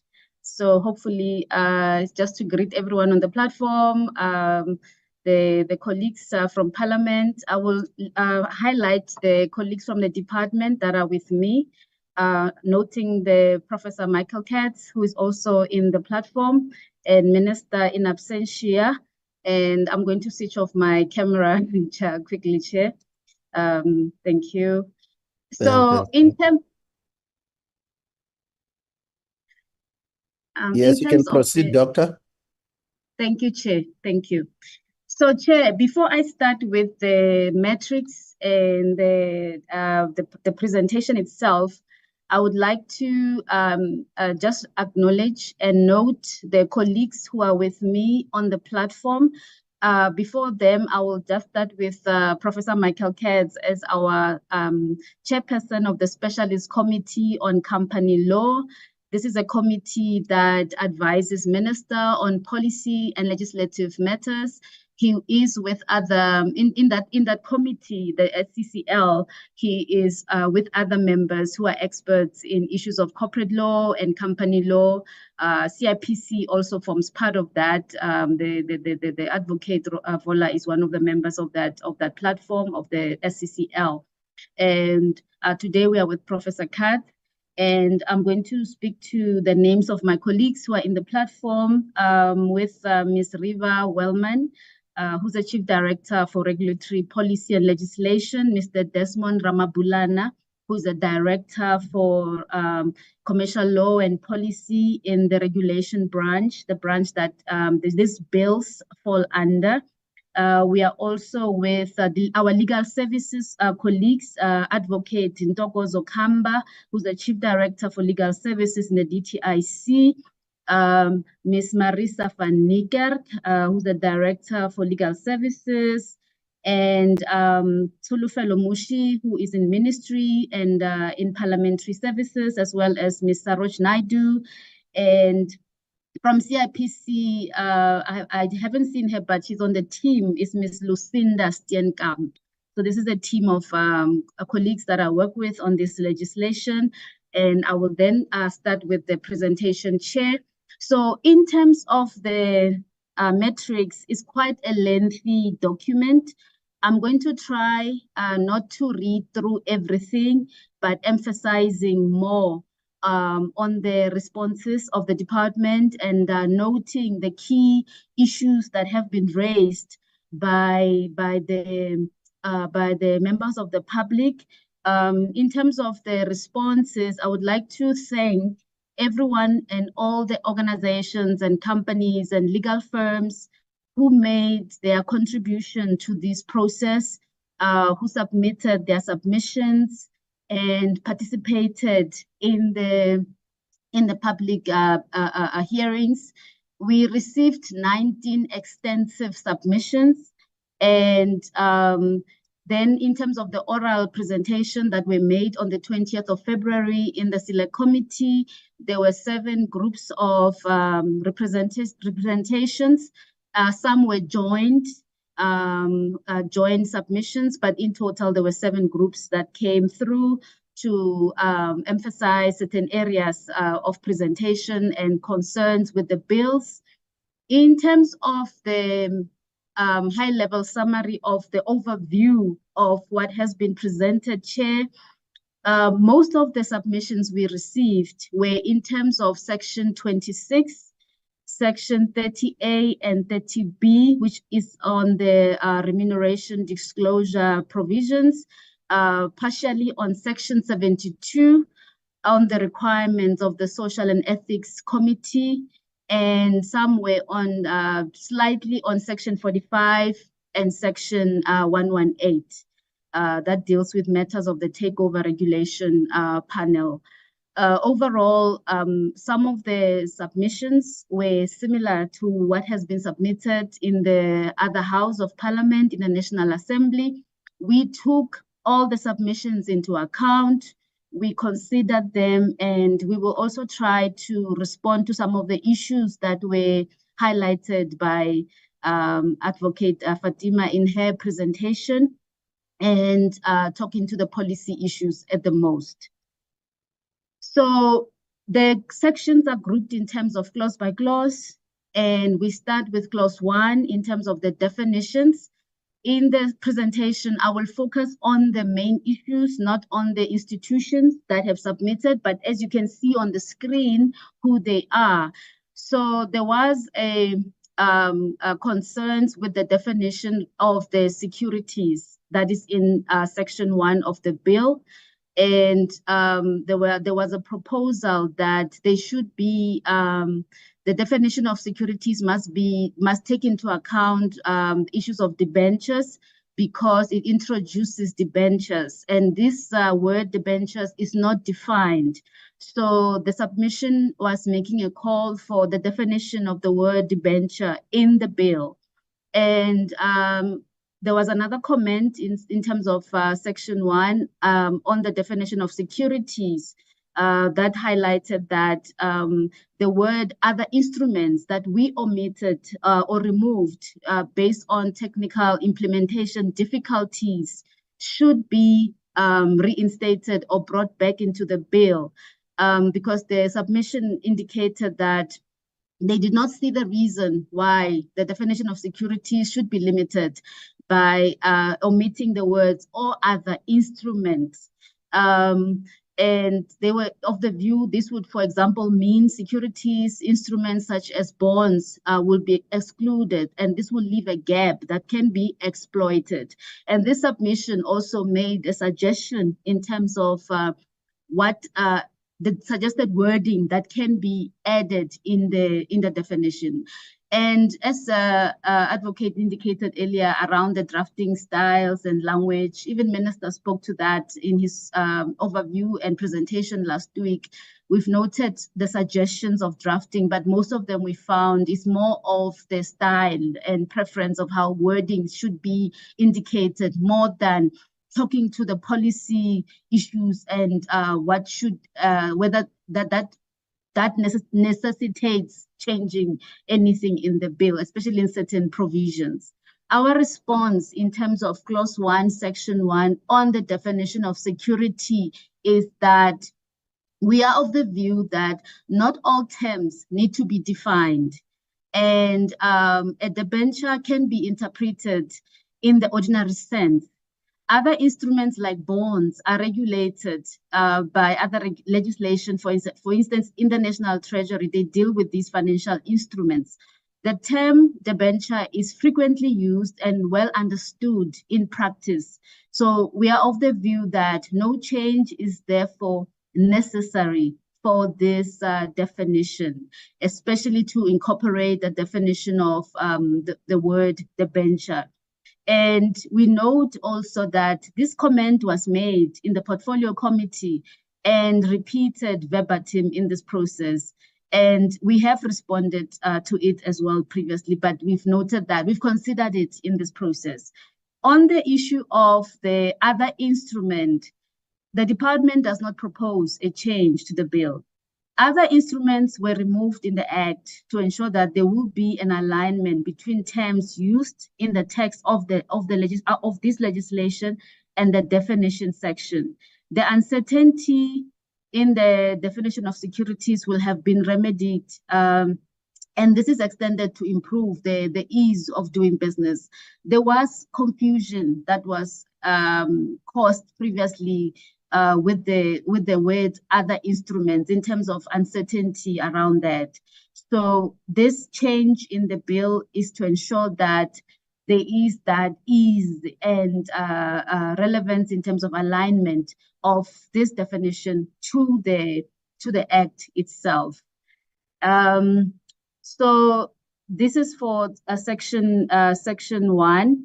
And then we move to clause 2, which is the amendment to section 16. And in terms of the amendment to section 16, what this amendment covers in general is that section 16 clause 2 is an amendment that requires that when a notice of amendment will, it gives a requirement in terms of when a notice of amendment will take effect, which is 10 business days after receipt of the notice of the amendment to the Memorandum of Incorporation. And if the Commission, after the expiry of the 10 business day, has not endorsed the notice of amendment or has failed to deliver a rejection of the notice of amendment to the company with no reason or at a later date as set out in the notice of amendment. So this is what this provision is about. It's about the amendment when the changes take effect, when the Memorandum of Incorporation has been amended within the 10 days. So in terms of the comments that were received on this particular subsection, we received a comment from a comment that talked to the use of the word endorse.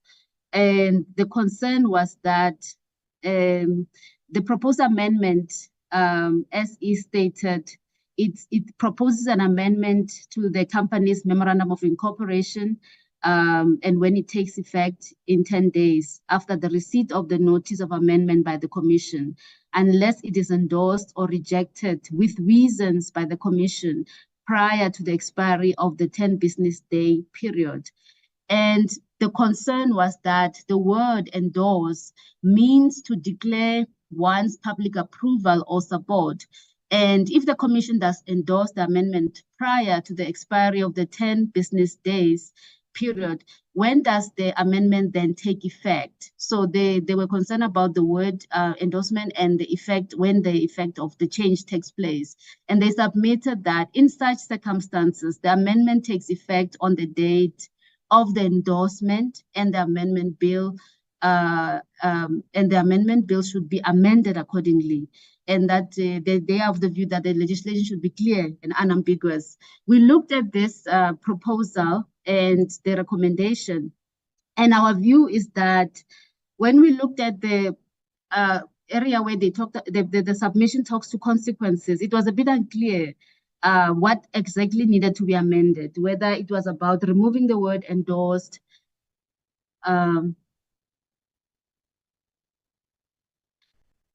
Chair, I see advocate's hand is up.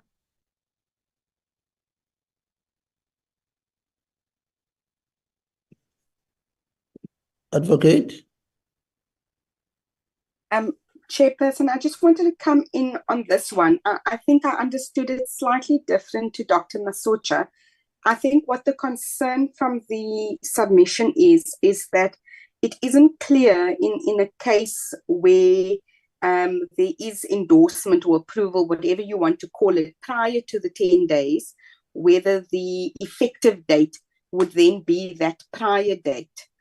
So not so much that the word endorsed was used. That was something that had come up during the PC process as to what the correct term would be there, but rather that the provision must be clear that where the Commission has endorsed something, let's say on day 5, that the effective date for that change would be day 5.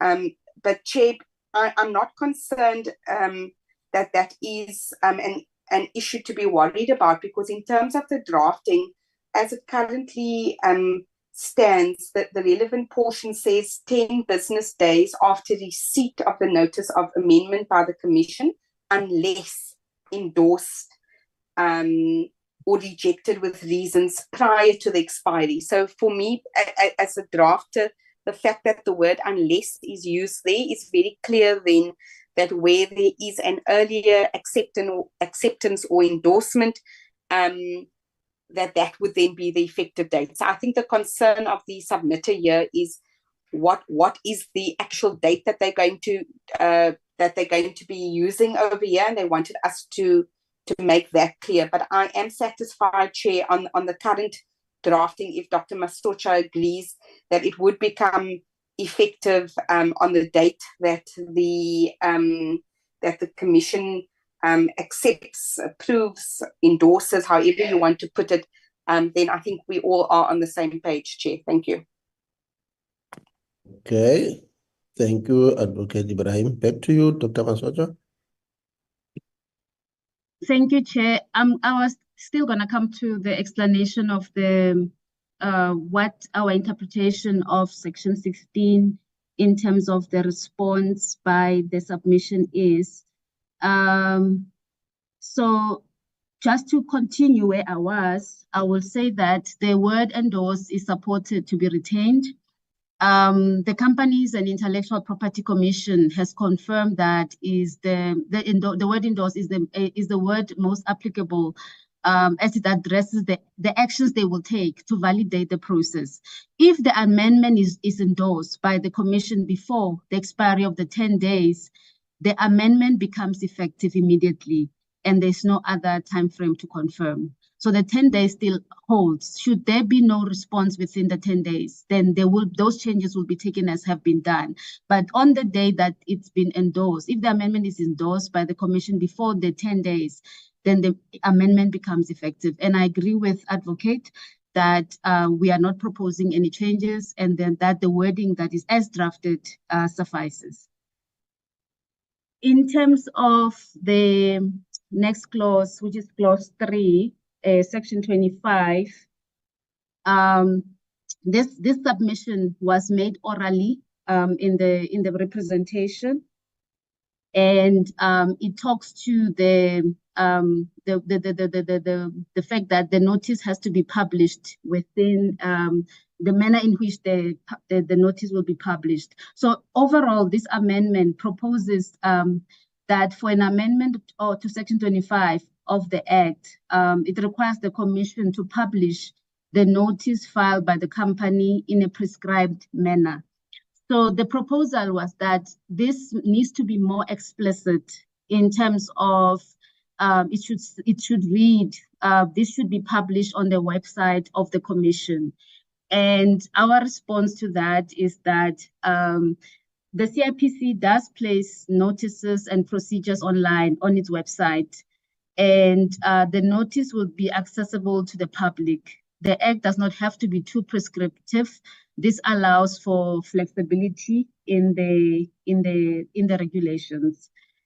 And so this is we noted that, but then we were of the view that as it is in the as drafted, it suffices. And our take is that section 25 as is in clause 3 should be retained as it is. So the next clause is clause 4, which is section 26. And this is the section that deals with access to company records. We received many submissions on this provision, and some of the issues, although they were raised from a constitutional and legal perspective, were already addressed, were noted by advocate. Concerns were raised about the infringements of rights of access to this information by the information being accessible to the public, the implications, whether it's implications in terms of the privacy, the sensitivity of the information related to the private matters of a company by access to the annual financial statements, and that information related to the privacy and issues of competition. So it was all these other concerns about the various concerns about what will this do to the companies and the effect of Section 26 in general in terms of how it will implicate or how it will affect the company. So I won't talk in verbatim on the specifics because some of the issues have already been highlighted. And one of the submissions raised an issue around has there been like an economic impact study done on this particular issue for the access to records, and the implications for the competitive advantage of South African companies compared to foreign companies, and how it will, the implications in terms of foreign jurisdictions. And some raised concerns about what will this do to the smaller South African companies. And for example, they will be prejudiced, and there won't be balance of actions between the smaller and bigger companies. So some of those issues were around the implications for smaller companies.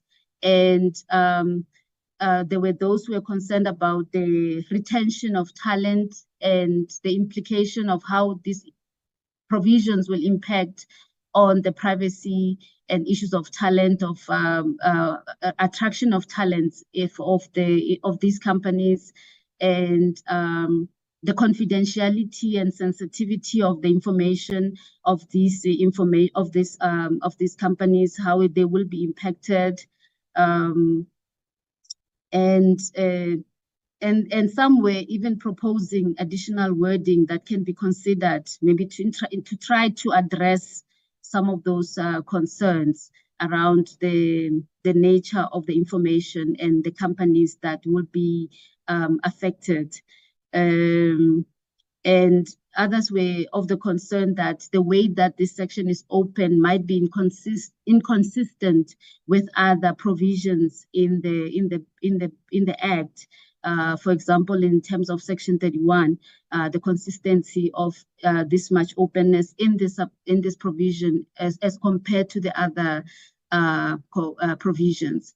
And there was a comment around maybe why not retain this to be about those who hold beneficial interest, be only for beneficial interest holders only who can access this kind of information, and some suggestions around the payment of fees, and whether this should not be limited to the promotion of access to information and other existing measures that exist in terms of the legislation of privacy information.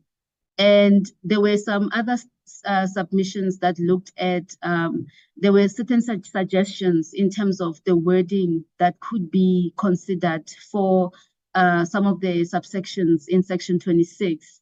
For example, there was a proposal around the wording as stipulated, and the other words as contemplated, whether for consistency should wording consideration be done in terms of some of the subsections in Section 26, and that there is potential, while this is going to promote transparency, there could be adverse impact of the proposed amendment on companies. So it's similar to other comments that were raised around confidentiality and implications, negative implications for the companies. And in terms of the, so most of these comments are more or less the same. It was just to indicate that others were of the view that the Promotion of Access to Information Act, it provides sufficient rights to interested parties who have reasonable grounds to request information. So this talks to the issue around other measures or legislation in place that deals with this these issues.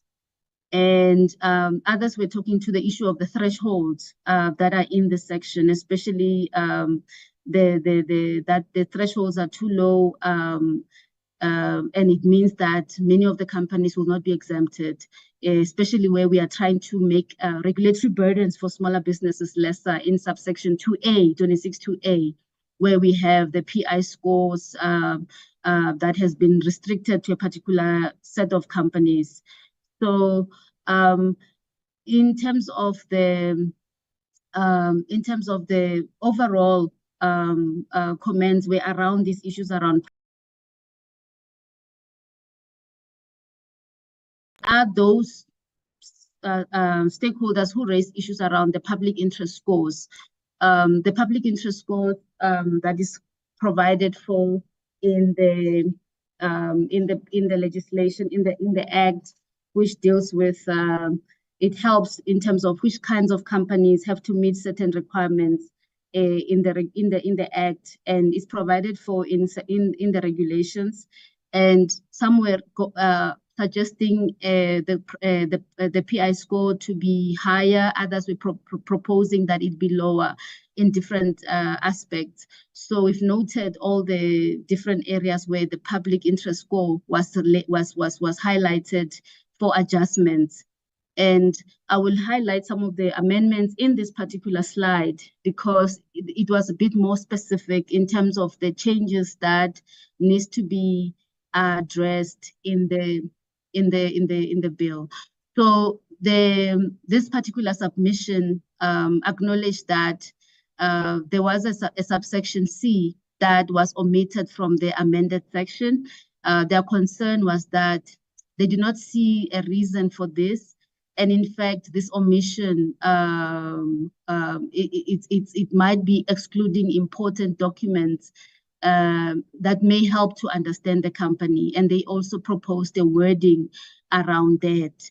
And the other issue they raised, which is a critical one, is around the error spelling mistake that they picked up around the word in subsection 4G, that has the word contemplated instead of contemplated. So this is the error that was identified, which falls under the typos, mistakes, little mistakes that needs to be looked at.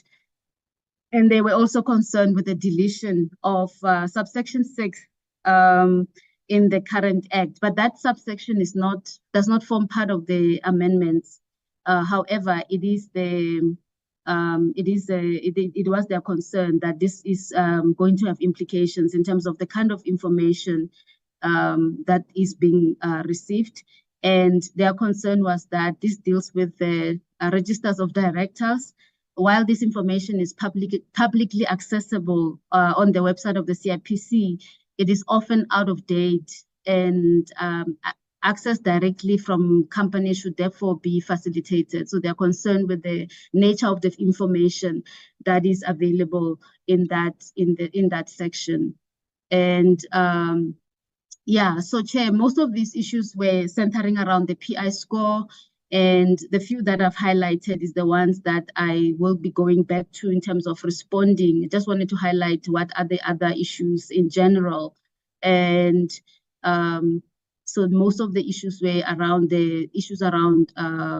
so like this particular submission was specifying how it strongly opposes the amendment section 26 that provides members of the public with rights of access, and then they outlining why this is important, why they're opposing it. They also acknowledge that some of these rights already exist. They have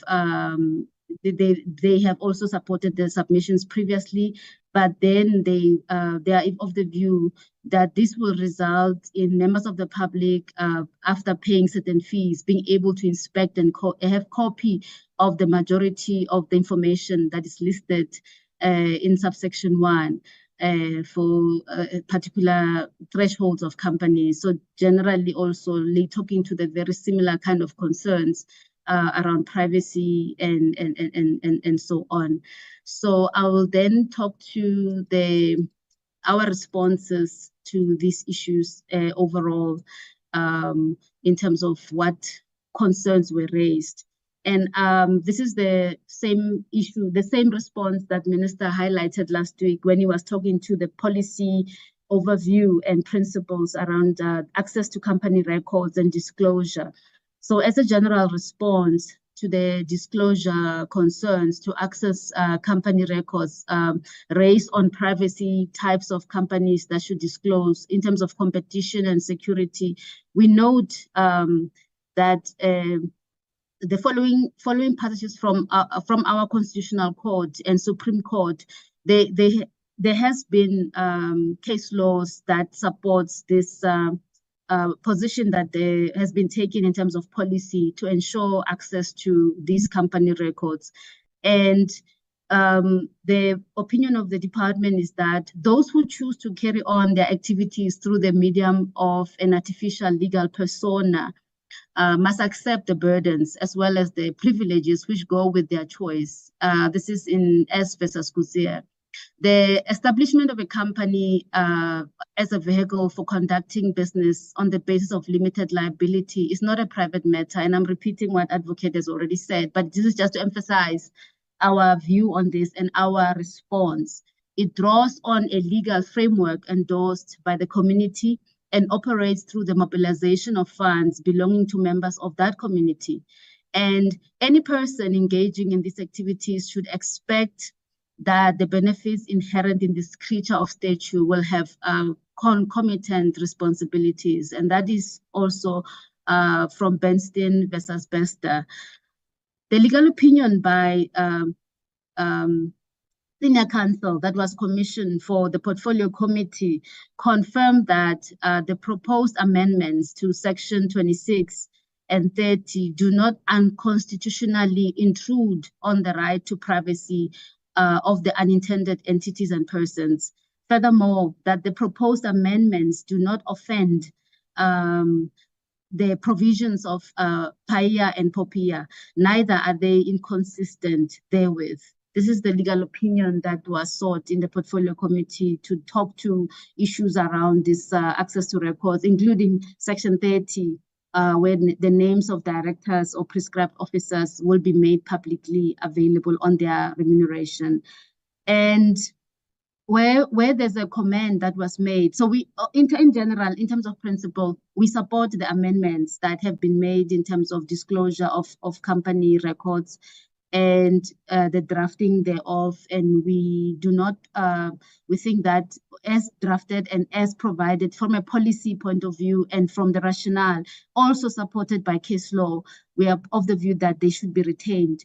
And on the comment that was made on the impact assessment, we want to say that the proposed amendments are very extensive and they span over a large number of years.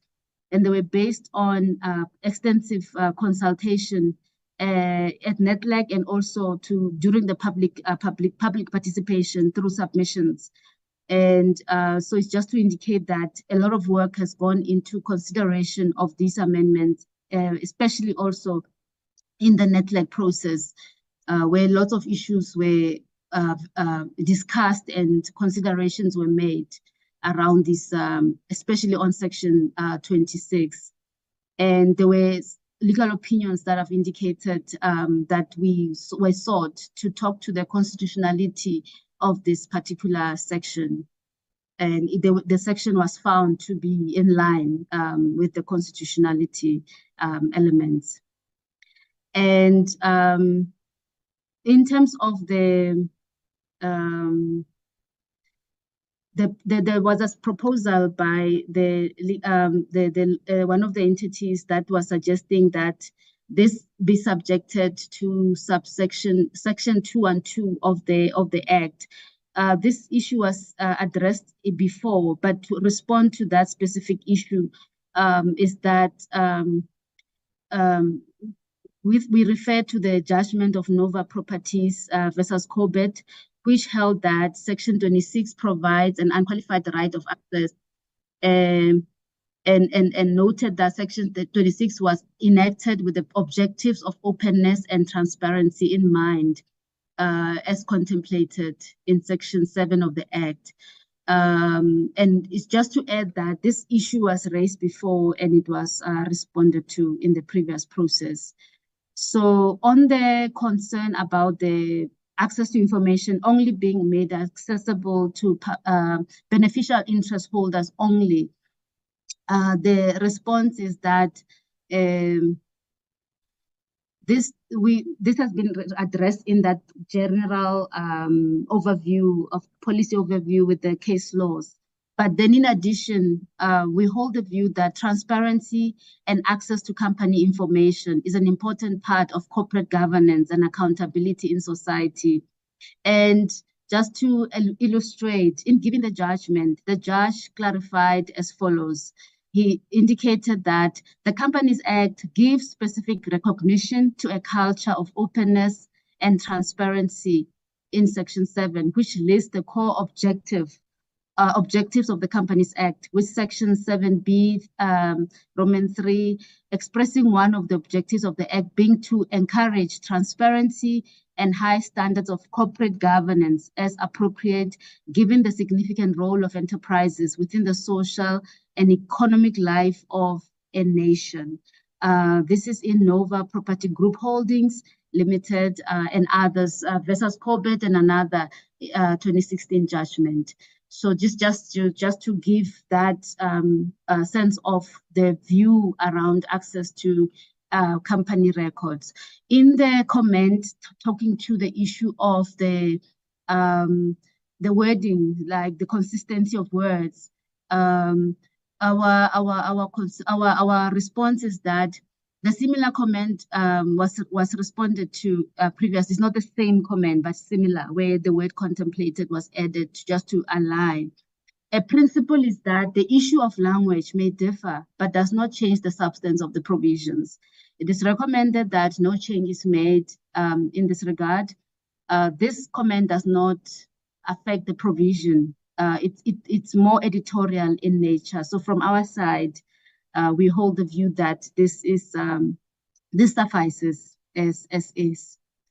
And in terms of the concern that the current legislation, the promotion of access to information suffices as is, and that the issue around the thresholds being too low, we've noted those comments, but our response is that when we looked at the legal opinion by our senior counsel, who did the opinion for the portfolio committee, confirming that this section does not unconstitutionally intrude on the right to privacy of the intended entities and persons. And further that this amendment, they do not offend the provisions of Bahia and POPI Act, and also the fact that they are not inconsistent with this legislation. So we hold the view that the Section 26 as is should be retained with the considerations that were made through the public participation processes and the drafting of the provisions. And on the threshold, this was agreed at the NEDLAC to ensure that the regulatory burden to smaller companies is taken into consideration. And there was a comment around the fees. Sorry, I missed this one when I was going through this, where there was a there were these comments that were raised around access to this information, and also a point that it is not clear what the prescribed maximum fee will be, and noting that section 6, which refers to a fee of 100 for each inspection, is to be deleted. And then they were saying that when considering the fee for copies of the register, there are a number of factors that needs to be considered. And our response to the issues around the fees is that the fees will be provided in the regulations. It's also addressed in the current draft amendment, and that the fees will be dealt with in terms of the prescribed fees rather than the maximum prescribed fees. And in this particular comment, we do not recommend changes.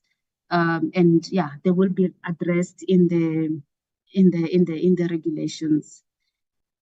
And the concerns, general concerns about the consequences, have been addressed in the overview policy position around disclosure, as indicated before. The issue around the subsection C being omitted, our response to that is that subsection C was discussed, it was deliberated at the NEDLAC discussions, and where the different constituencies were part of those discussions. It was agreed that C be removed because it does address issues of reports to annual meetings and annual financial statements. The purpose of this was to reduce regulatory burdens to companies. So it was considered, and it was a constituency decision to say it should not be part of this. So we recommend that it not be retained, meaning it should remain excluded. And on the issues around the PI scores, we've noted that we need to, we will be looking at that process. There was a consultation that took place outside this process where we were approached by SAICA on the issue of the review of the PI score. So the department is aware of issues related to the PI score and the need for it to be reviewed, and it's dealt with in the regulations. On the issue of the mistake on the contemplated, we are recommending that the correction be taken into account. The reference is in subsection 5, not subsection 4, but we recommend that it be addressed, this spelling mistake of the word contemplated. And on the deletion of subsection 6, we are of the recommendation that the deletion be retained, meaning it should not, what is in the bill should stay as is. It should remain deleted, and also that we note that it is outside the current amendments, And what the comment seeks to address is an administrative implementation issue, not necessarily talking to the drafting or the policy rationale around that particular provision or subsection. And yeah, so I think overall, most of these ones talk to the PI score, and one of them was raising a concern about the threshold, the groups of enterprises or businesses that have been excluded.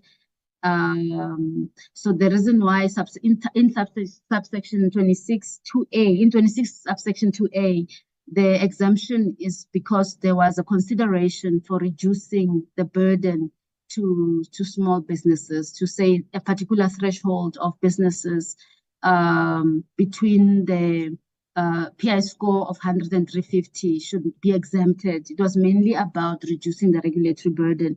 It was one of those debates, discussions, considerations in the NEDLAC processes, in the NEDLAC discussion process. And there was a comment made about the naming of the particular, in section 26, subsection 2, there's a list of information or records that can be accessed now by the public. And a comment was made that it is submitted that the documentation meant to be exempted from access to information should be clearly reflected in the wording of the amendments. It is further submitted that it appears that the intention of the legislature is to link the exemptions to the public interest and consequent to the PI score. So in terms of the information that is to be excluded and exempted and to be specified with the amendments, if the whole section is read together, the department is of the view that if the section is read together and including the amendments that were made, that issue has been addressed because it does provide for the types of records that are being dealt with. So we think that the matter has been sufficiently addressed. And so overall, Chair, most of these issues are talking to the consequences and the concerns and the rationale. So talking to the consequence rationale, and we've clarified them in terms of what Minister indicated in his presentation last week, and also what is provided for in this in the explanation today. And overall, Chair, for section 26, our position is that the amendment to be not the amendment, the correction to be considered. The correction is that correction of a typo. So this is just a correction for the word contemplated. It's the only wording that needs to be corrected. But then we don't propose any amendments to this, to section 26. So section 26 remains as is with all the considerations, and we've taken all the submissions into consideration. The only correction would be the one for the wording contemplated. Then we move to the submissions that dealt with clause 5, section 30. And the first comment indicates that the issue goes beyond just the privacy of companies, as the annual financial statements includes the names and remuneration of relevant officers. They submit that granting unlimited and unqualified public access to this private information will infringe on the right to privacy of the individual relevant officers. And the threshold for a limitation of the right to privacy of an individual is higher than that of a juristic person. So they're of the view that this is the standard that has been placed is quite higher for individuals. And they have a concern with this unqualified access to this kind of information on the privacy of the relevant officers who are directors or prescribed officers. And the other submission was indicating the positive implications of this particular submission. I mean, of this provision of the naming of compelling of the naming of these officials in companies, and that given in the context of inequality in South Africa, this will make this is more necessary in the context of the sky-high inequality of income in the country. And they also noted the research that has been done in this area to show that there are a number of jurisdictions that are moving towards this kind of disclosures. It's not limited to South Africa. And that in South Africa, privacy and data concerns are given legal effect through the POPI Act. And that the Act does not inhibit the sharing of information, but rather regulates how it should be done. And so there has been different comments talking to this concerns. One of the submissions was raising an issue that has already been addressed in the bill, where there was a consideration around the word "or" when referring to the directors or prescribed officers, meaning that it is as if it's one or the other, but that has been corrected to indicate that it's dealt with. This is for both. It refers to both directors and prescribed officers. So to respond overall to the different concerns around this clause 5, section 30, the department's view is that the inclusion of names is a necessary component of adequate disclosure.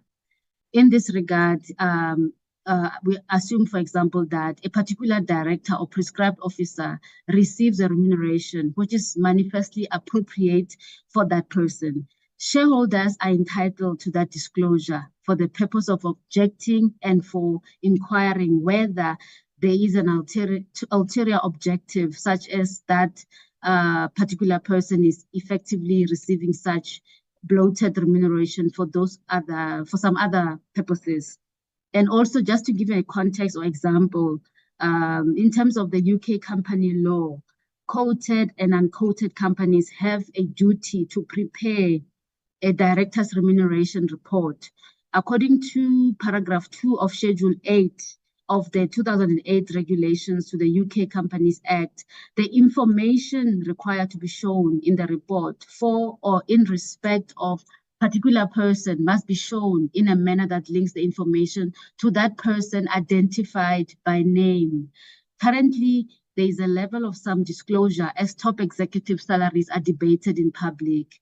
There is a way companies disclose now, so there is some level of disclosure even now. The amendment will make it a legal requirement. So it's just to highlight that there is that level of disclosure that already exists. And other stakeholders were in support of this naming of directors. I want to repeat that comment.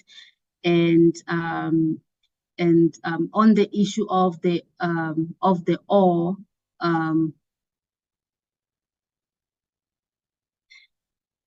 yeah, so this particular comment indicated that the right to privacy of the natural persons concerned, each of whom is also a data subject under the POPI Act, will be invaded, while the protections and mechanisms provided by the POPI Act and PAIA will be passed. Clause 5 is tantamount to making a private citizen's payslip public information simply because they hold a particular position within a particular type of a company. The basic constitutional and statutory requirements of less restrictive means and minimality will again be violated. And they also added that it is not clear what legitimate government purpose would actually be served by clause 5 as it stands. So this whole concern is about the negative unintended consequences, and also that this will lessen competition as regards to salaries paid to individuals in different companies. So it's just raising the negative implications of this particular provision. And our response to that is we go back to the legal opinion that that was sought, that provided guidance to say that the proposed amendments do not offend the provisions of PAIA and POPI, and neither are they inconsistent thereof. And in terms of policy principle, the historical inequalities, income inequalities in South Africa are well known, even globally. And I think the country ranks very high in terms of this. And in terms of the legitimacy of policy, this is what underpins the rationale to say that there is a need to look into this, companies need to look into the issues of remuneration in a more conscious manner, and taking into account the disparities that exist in terms of inequalities in society. Chair, for Section 30, we do not recommend any changes. Most of the issues with clarification of policy and clarification of rationale in terms of why the changes were effected, and some of the debates or discussions around this, the changes were also informed by extensive engagements at NETLEC process. So moving to Clause 6, Section 30A and Section 30B, we've noted various submissions from the public in these areas. And I'm going to try to be faster in terms of the issues raised, but taking into account what has been highlighted. I'll start with the concerns and then come to the responses of the department. So I'll go fast in terms of what different stakeholders raised, and then we'll come into the responses of the department. So one of the submissions raised the fact that there's uncertainty to what exactly is the legal position if the remuneration policy were voted down under the new Section 30A. If the policy is voted down by shareholders in a general meeting, can the directors and prescribed officers continue to be paid in the interim period until the next shareholders meeting, which might be held only a number of months after the original shareholders meeting, given that the board will need to regroup, engage with shareholders and reformulate its policy? And if so, what can they be paid? And they're of the view that it will be catastrophic if the company were precluded from continuing to pay its directors and most senior executives during such an interim period. Yeah, and they are mindful that the new Section 30A should not be rendered toothless.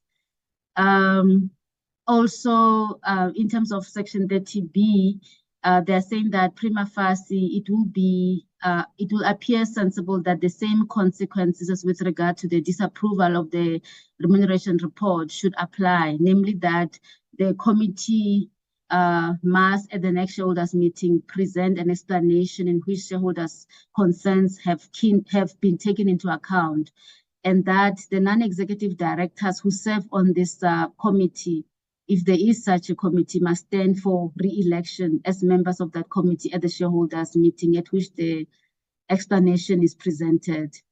And they're saying if that is the position that is to be adopted, they recommend this be expressly recorded in the new Section 30A to avoid any doubt on this important issue. So some of the issues that was raised by that particular submission.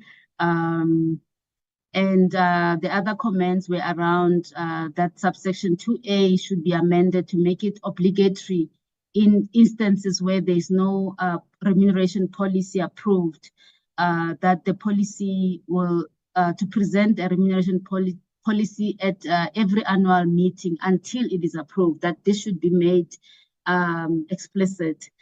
And another comment there was that the definition of total remuneration should include, they made proposals on what the definition of total remuneration should include in terms of what should be there in respect of short-term or long-term incentives, including share options and incentives awards. which have been settled in the year under review in respect of the employee. And so they're saying that with the total remuneration, there should be wording that is added, which have been settled in the year under review in respect of the employee, because they're saying without such words, how will companies calculate the remuneration of the employees in any particular year in respect of options or incentives, which may not come to fruition in that year?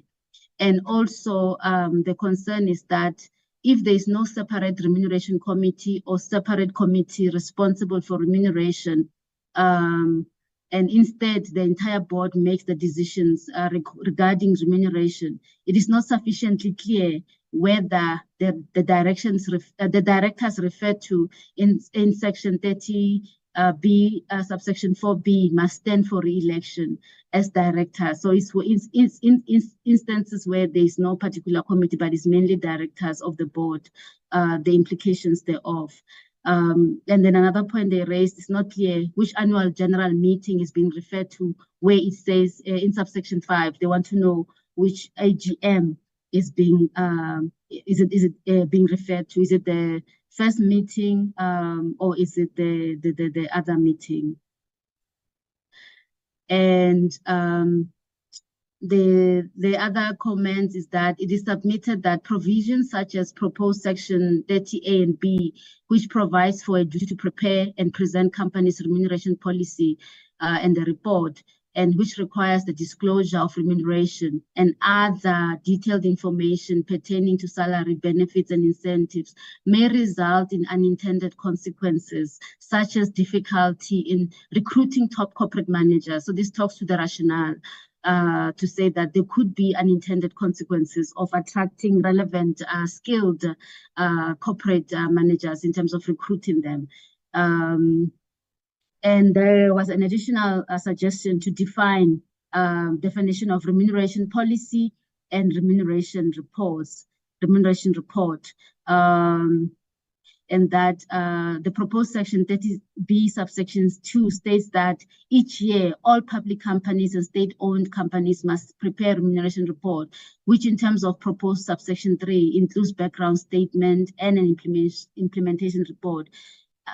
Their concern is that it is not clear from the draft who within the company is responsible for compiling this document, so the clarity is required.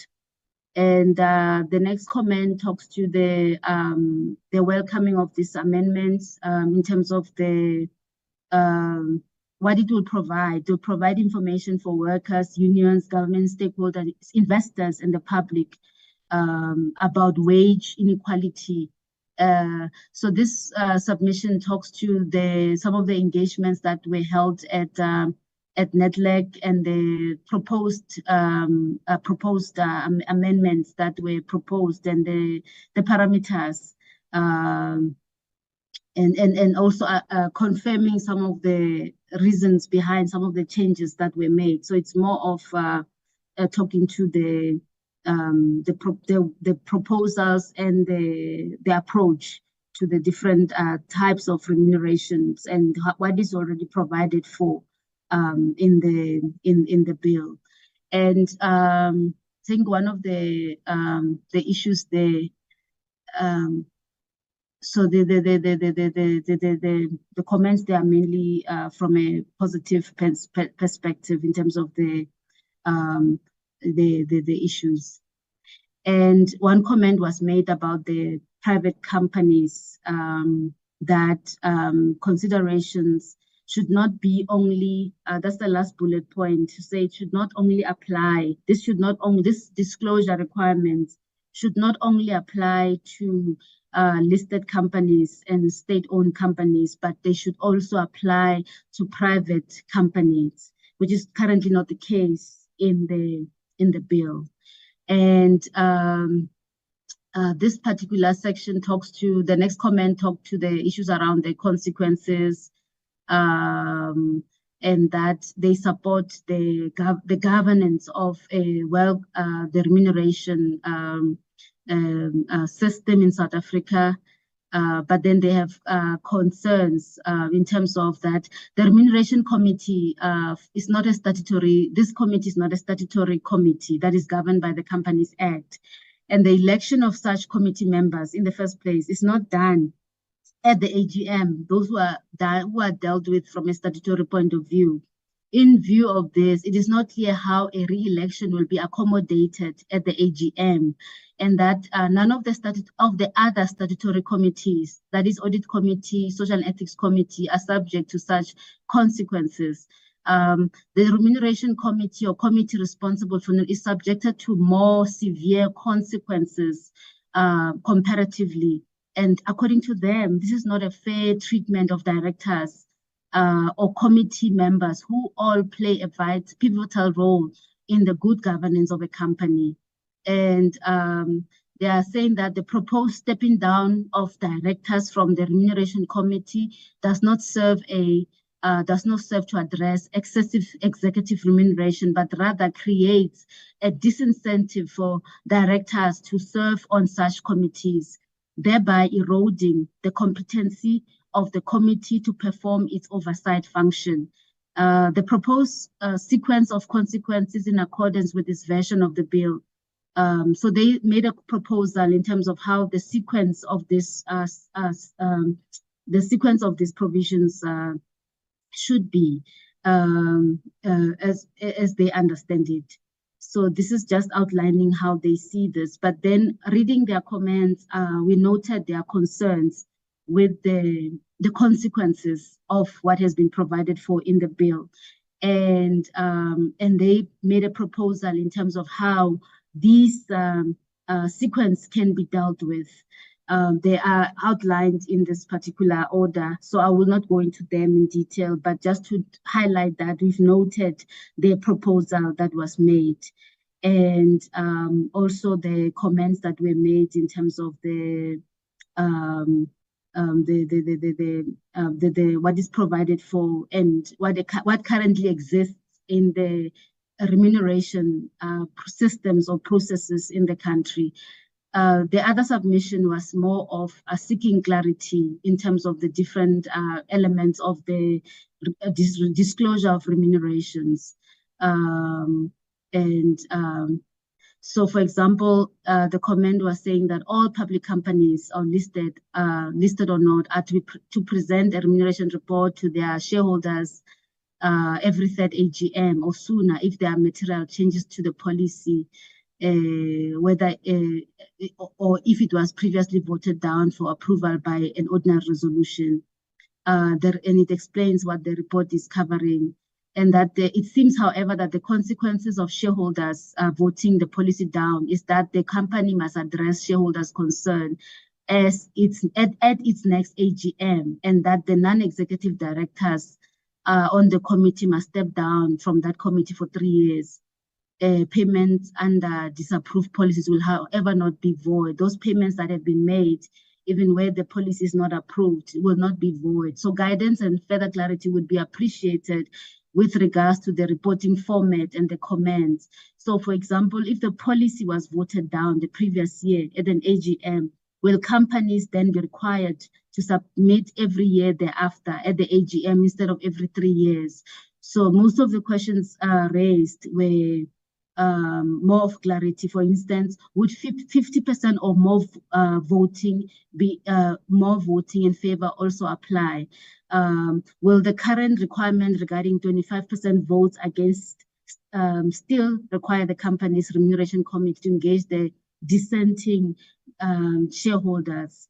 So most of these questions were around clarification of their understanding versus what the bill is providing for. And so in terms of, in order to cater, the next submission was raising the fact that in order to cater for the transition period, it is proposed that Section 30A, subsection 1 be amended to provide that the policy be presented within 12 months after the effective date of this amendment. So this request is related to when the Act becomes operational. that some of these changes be dealt with after a particular time period, like the policy requirements be after 12 months after the effective date of the amendment, and that it is not clear it is not clear what the situation would be if the ordinary resolution on the remuneration policy is not passed. They suggest that as per international practice, the previously approved policy remains in force until such time that the amended policy is approved. And then they proposed wording for that. And another comment they made was around the definition of employee. Of an employee under Section 213 of the Labor Relations Act is extremely broad and includes any person. So it defines what this employee is. This means that part-time, non-permanent learners, expatriates, etc., are all included in this definition. If an employee is employed to only work for 1 month and pay gap is reported on an annual basis, it will completely distort the data, which will become meaningless and inappropriate. It is therefore proposed that Section 30B, subsection 1B, be amended as follows. And then they propose that employee means an employee as defined in Section 213 of the Labor Relations Act, provided that such an employee is a permanently full-time employed. So they want to emphasize that this applies to only permanent full-time employed employees because the other definition might be broader. So they want to limit it or restrict it. And then the other concern is the fact that shareholders are not compelled to share their voting practices with companies. It is therefore impossible to understand their concerns if they do not disclose their voting practices and the motivations that underlie those. And they view these amendments as unfair, unjust, and disproportionate in relation to members of their committees. And this will lead to board members no longer being prepared to serve on the committees which deals with remuneration matters. And the next submission also raised various issues in terms of Section 34B, 4 subsection A, that it should be clarified that what the position will be if the remuneration committee acting in the best interest of the company is of the view that certain shareholders' concerns should not or could not be addressed. So what happens when certain concerns could not be addressed for shareholders? And also that non-executive directors serving on the remuneration committee for more than 12 months, for more than 12 months in the year under review, stand for re-election as members of the committee at the next AGMs. It seems unduly harsh for the first instance of non-approval. Their re-election as members of the remuneration committee may also have practical timing consequences. So here they're also raising the unintended consequences, what happens to these members and the implications for them, and how this would be disruptive in cases where there is no re-election and so on. So they are talking to the unintended consequences. And other concerns relate to that the bills fails to consider basic good governance practices. It will increase the difficulty of attracting and retaining good quality non-executive directors with specialist knowledge regarding remunerations. And that these clauses are impractical in certain key aspects. So for example, if a remuneration policy is not approved potentially on a repeated basis and can only be implemented on approval, including changes to the policy, on what basis will directors be remunerated for the period ahead? So this is also exacerbated by the fact that AGMs are held after a year.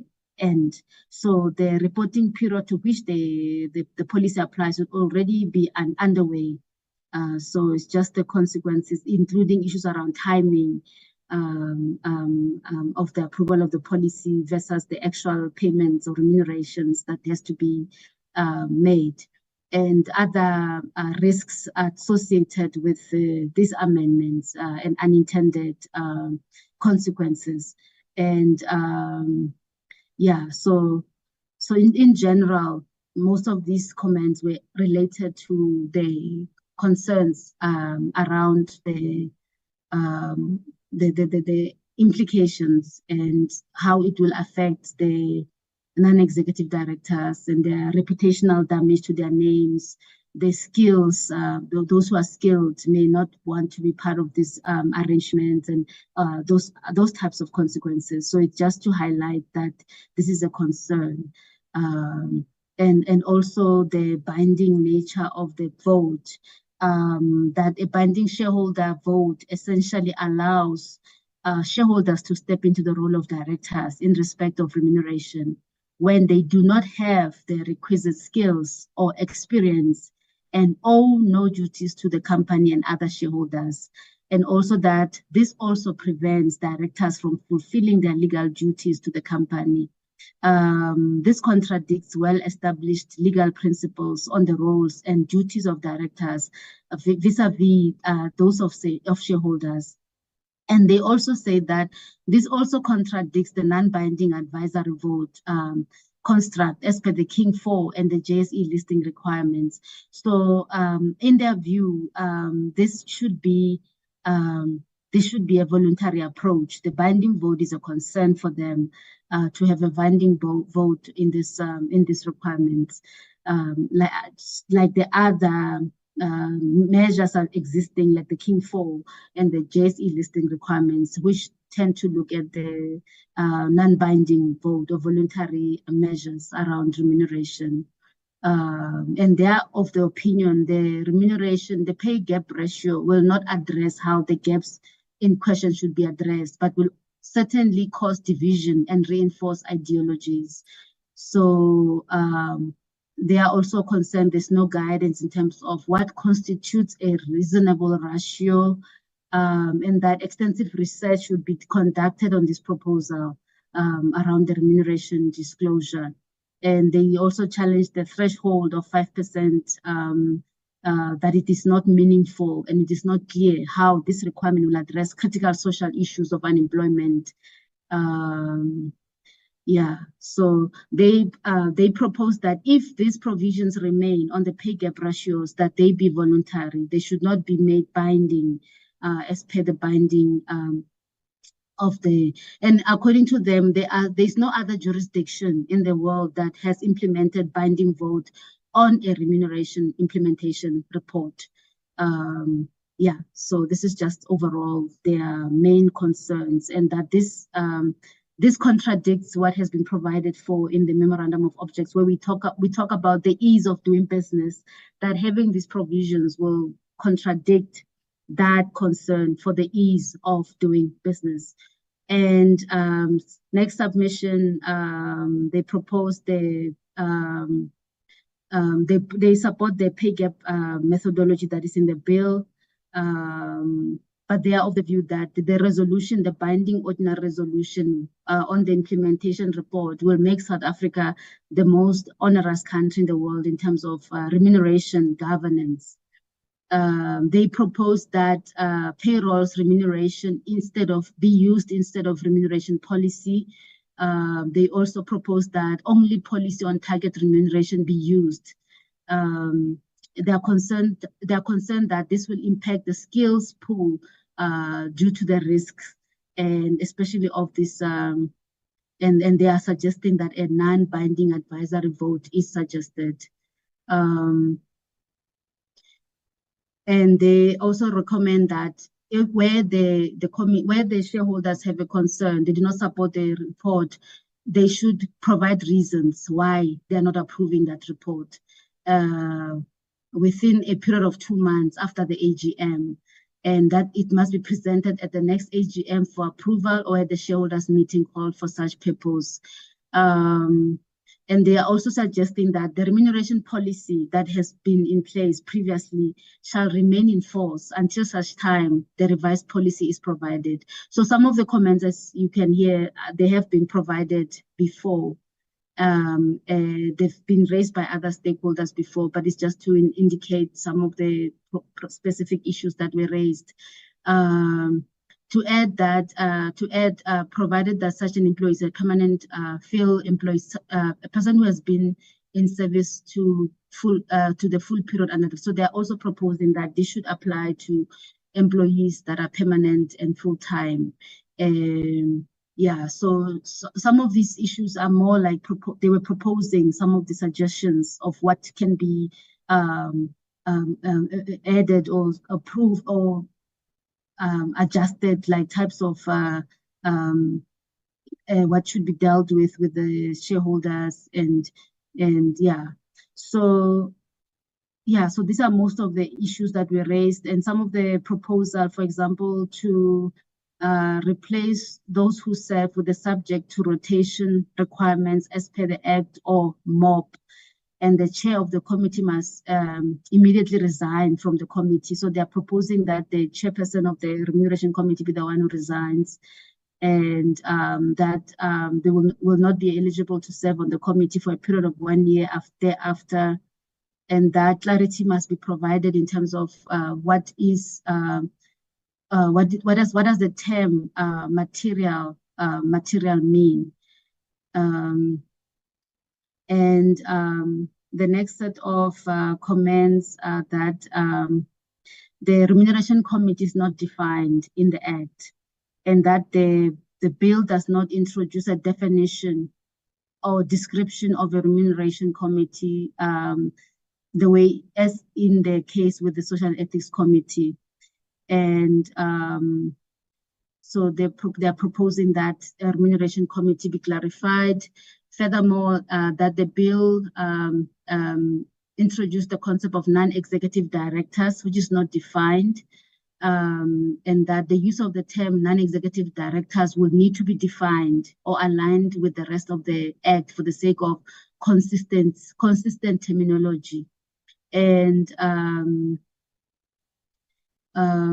they are also saying that reference to the lowest paid employee would require additional guidance.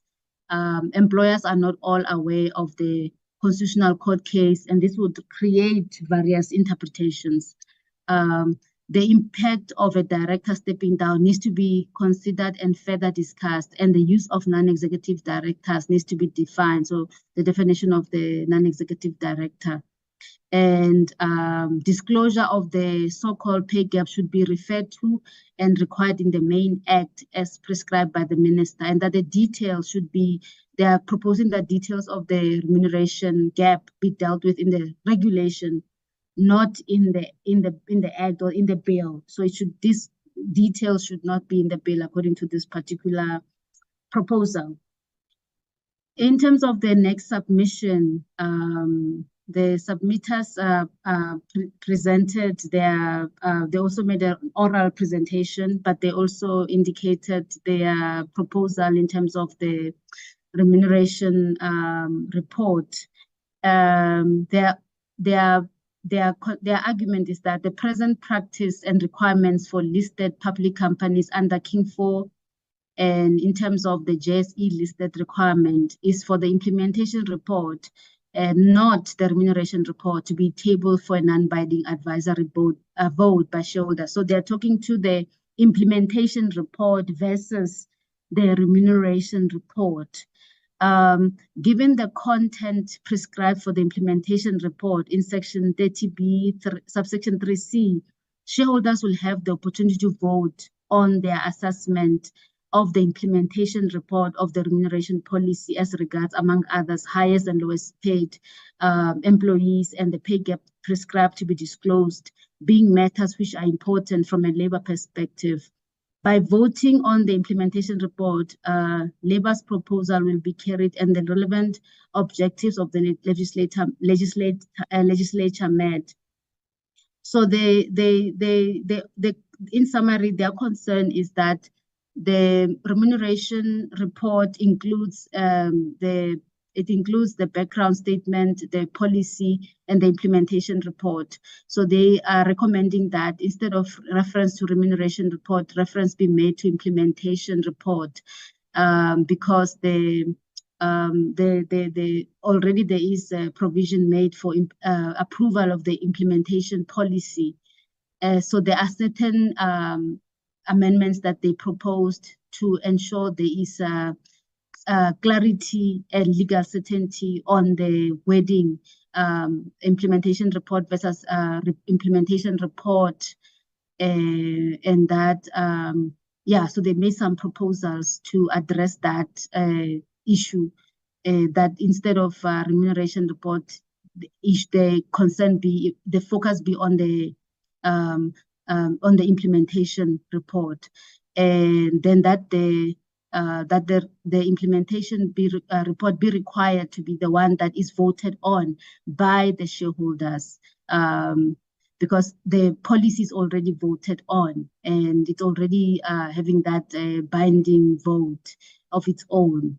So the proposals that they made, the first one is around that, the tweaking around the implementation report versus the remuneration report.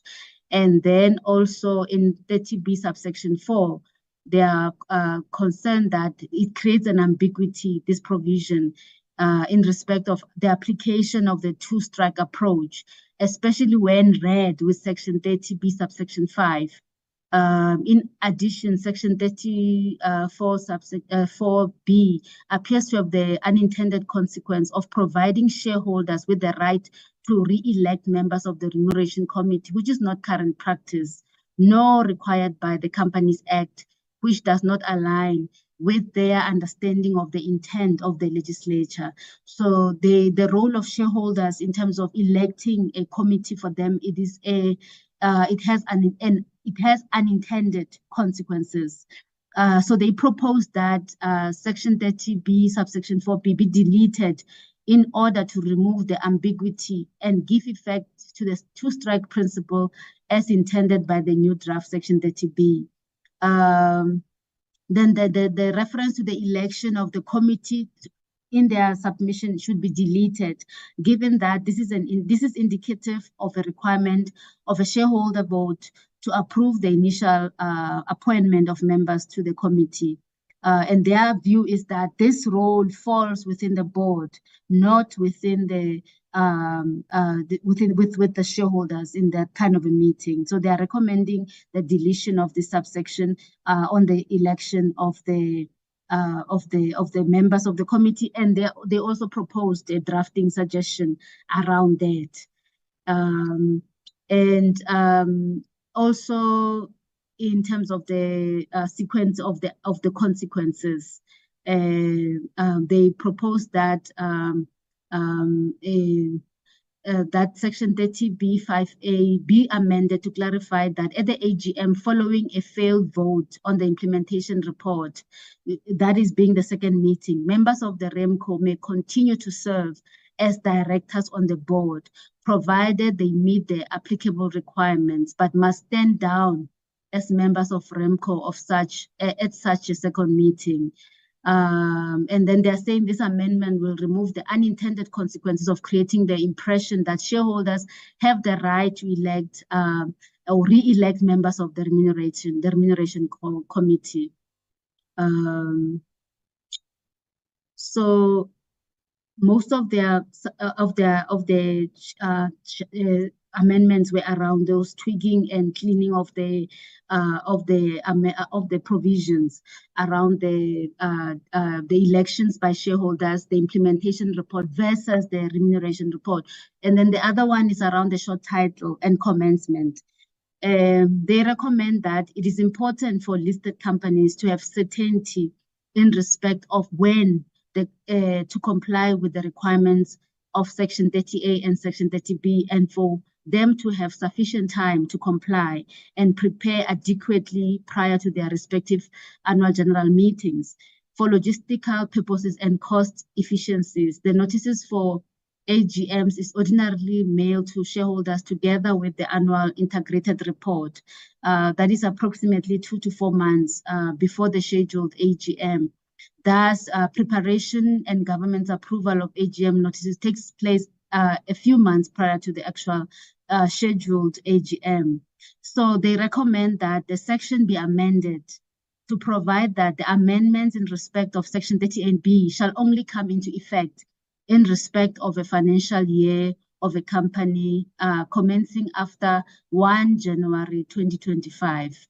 that the commencement will only it will only come into effect in respect of the year of a company after commencing from January 2025. The compliance requirements set out in Section 30A and B will require companies to revise some of their processes leading up to their AGMs. So in this request, they are requesting for some consideration of the implementation timeline. And then they propose wording in terms of how this commencement can be drafted in the current bill. So the proposal here is about the operational date of the act and when companies will be ready to for these requirements, given the preparations that are required for this particular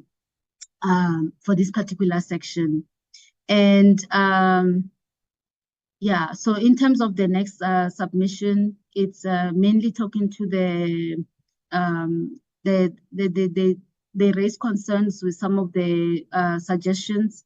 But when we read most of the comments, they seem to seek more policy rationale and clarification than any particular specific area that should be dealt with. So, for example, they believe that Section 30A should differentiate its requirements for listed companies. That is, while the proposed amendments may be suitable for other companies which do not have existing requirements. For example, the ones that are already complying with the listed requirements. For the JSE listed companies, they recommend that the current process contained in that requirements, which requires an annual non-binding advisory vote, that should be retained. So they support the non-binding requirement that is similar to what is in the JSE listed requirements. And also that the failure of two successive implementation report ordinary resolutions for non-executive directors who serve, that they may continue to serve as directors but are ineligible to serve on the REMCO for a period of 2 years. And also that this the next part talks to the unintended consequences, for example, reputational damage of those who are part of these remuneration committees, and the quality of the directors who are specialists, how this will impact on them and their interest in this particular remuneration committee, and that they suggest that the accountability should be with the chairperson of the committee as the person who's ultimately responsible for the decisions taken by the committee. And the next submission advocates for that the remuneration requirements, there should be a provision that says that this disclosure should be it should contain historical data for 5 years, and that there should be the gender pay gaps that are also incorporated.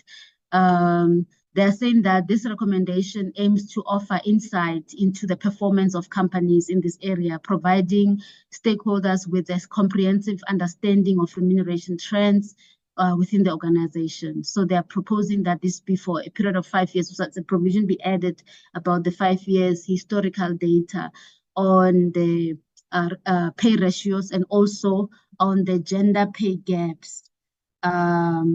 And that they commend the inclusion of Section 30A, subsection 3E in the bill, which mandates the disclosure of the remuneration of an employee with the lowest total remuneration in the company, and that the bill adopts the definition of employee from Section 213 of the Labor Relations Act.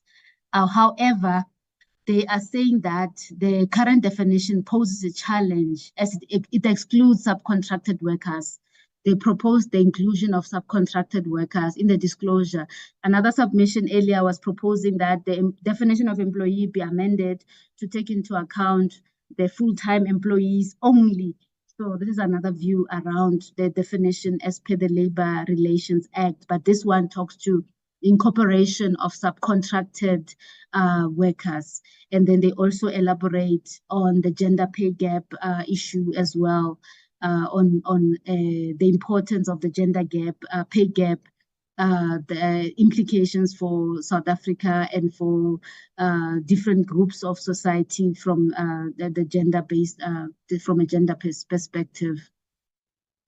And then the next submission just indicates the unintended consequences, why these amendments are not appropriate, and the implications they will have for our jurisdiction, and that according to them, the amendments are inappropriate and they are misplaced. And they also indicate the reasons why they are saying so. They are saying that, for example, South Africa's company law is well developed, and it has become accepted that shareholders have a prerogative to regulate the affairs of a company through the memorandum of incorporation, and individual companies who may wish to do so can regulate remunerations in terms of the MOIs. And their concern is that to regulate remuneration through legislation creates an unnecessary legal compliance burden for companies who do not wish to do so. So they're saying that it is their view that in order for a board of a company to have meaningful authority to exercise all the powers and perform any of the functions of the company, the board must have unfettered discretion to employ the executives of the company and determine their terms of remuneration, which includes the determination of policies, which will regulate the terms and conditions of employment. So in a way, they don't support these amendments in terms of their implication, and they're seen as interfering with the rights and powers of the board, giving shareholders more rights to do certain acts in a particular in companies.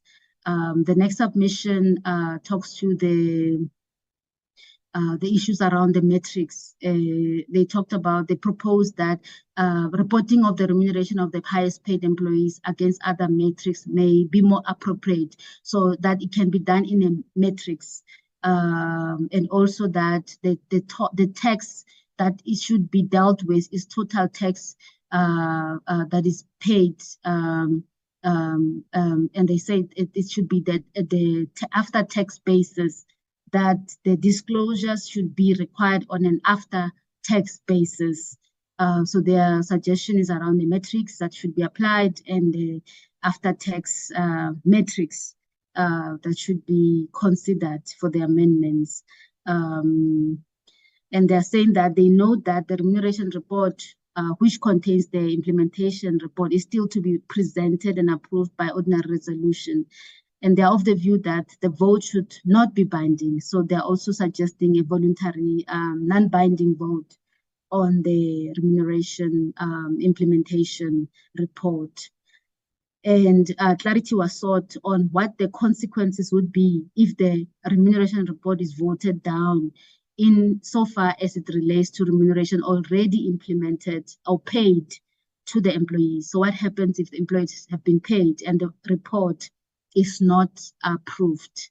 So so these are the various issues that were raised by the various stakeholders. They were included mostly as have been raised, but shortened, not to distort the interpretations and the wording that has been recommended. And just the last comment there, for the TB subsection 4B, when does the standing down of the remuneration committee members become effective? Is it immediately at the AGM or only effective in the next year? General practice is for directors to stand down for re-election prior to the AGM and then be re-elected at the AGM. Please could the timing be clarified?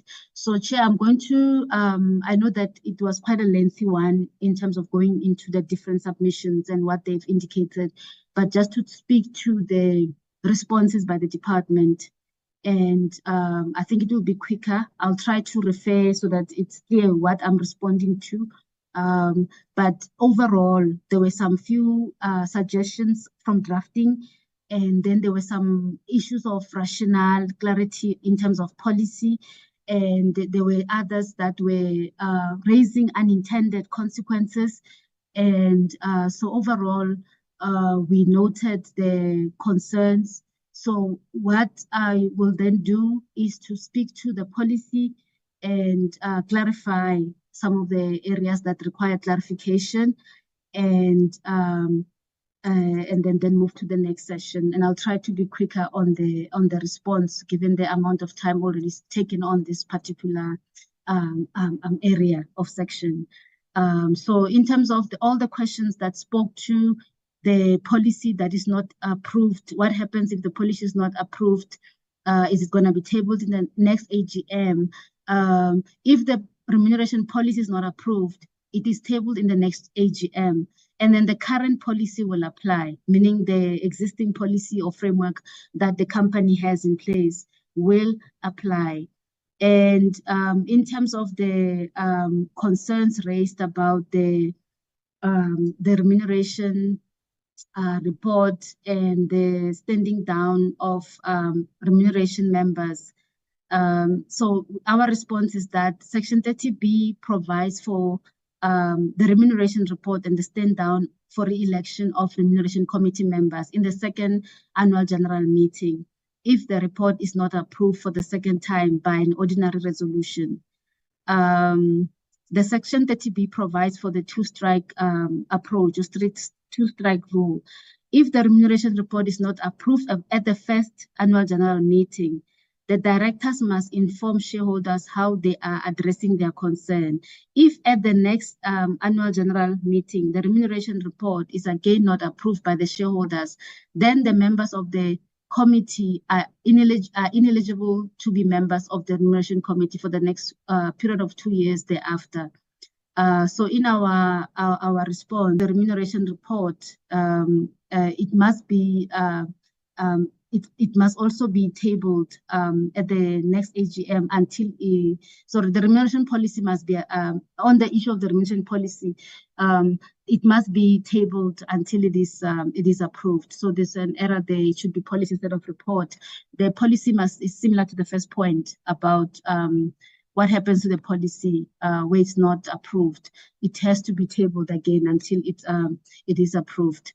And on the comments around the year under review, when the issue should be addressed, the remuneration are normally dealt with in the year under review.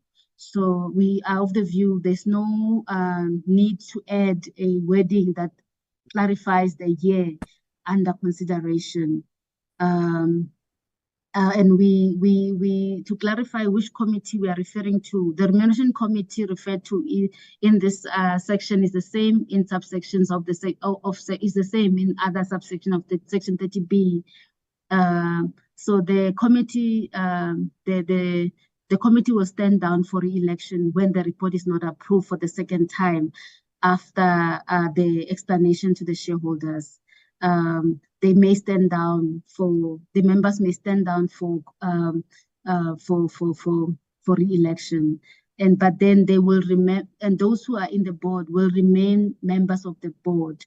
So they can stand down as members of the remuneration committee, but not as board members, meaning they remain board members. This provision does not touch issues of the board, but just talking to the consequence only for the remuneration committee. And there was a question around in subsection 5, which general annual meeting is being referred to. So the general annual meeting referred to is the second general meeting, and that subsection 4 and 5 should be read together because they talk to the different AGMs for the different considerations. And in terms of the consequences and the unintended consequences, is just to clarify that the amendments proposed are required to tackle the injustice of excessive pay in South Africa. The pay gap has been a historical challenge in South Africa and a contributor to the country's inequality. Following this amendment, the Act will allow for stronger shareholder governance on excessive director pay, and for companies, shareholders and stakeholders to be aware of, and if necessary, address unsustainable pay discrepancies. And also to ensure greater transparency, the bill requires improved disclosure of remuneration and wage differentials in companies.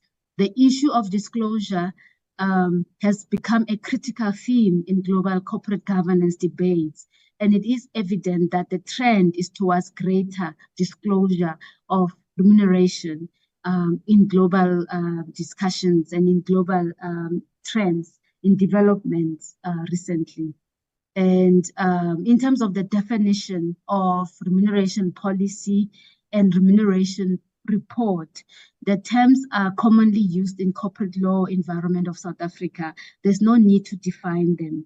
And there was a question around the compilation, who compiles this remuneration reports in a company. The compilation of document is an internal matter and it does not have to be legislated. It's more operational in terms of the actual compilation of this.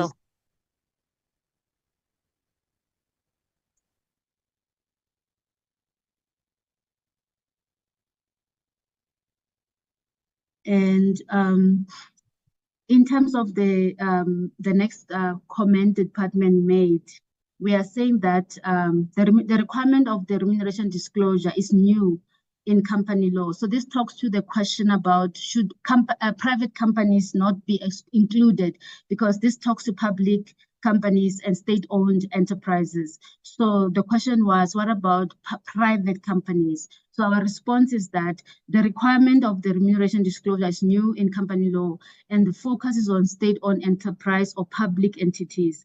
The consideration for private companies will be made in the future when new amendments are considered. This is more so because this has not been subject to public participation, including at NEDLAC. The additional disclosure required in terms of Section 30A and B and the requirement of shareholder approval in respect thereof will constitute a new requirement. So this is new, including the concerns that were raised by various stakeholders about the role of shareholders in terms of the remuneration reports versus that of boards. So as regards private companies, further consideration will be given in the future. And in terms of the concerns about the approach that is being given to shareholders versus boards, and the roles of boards versus shareholders in terms of the powers and their mandates, and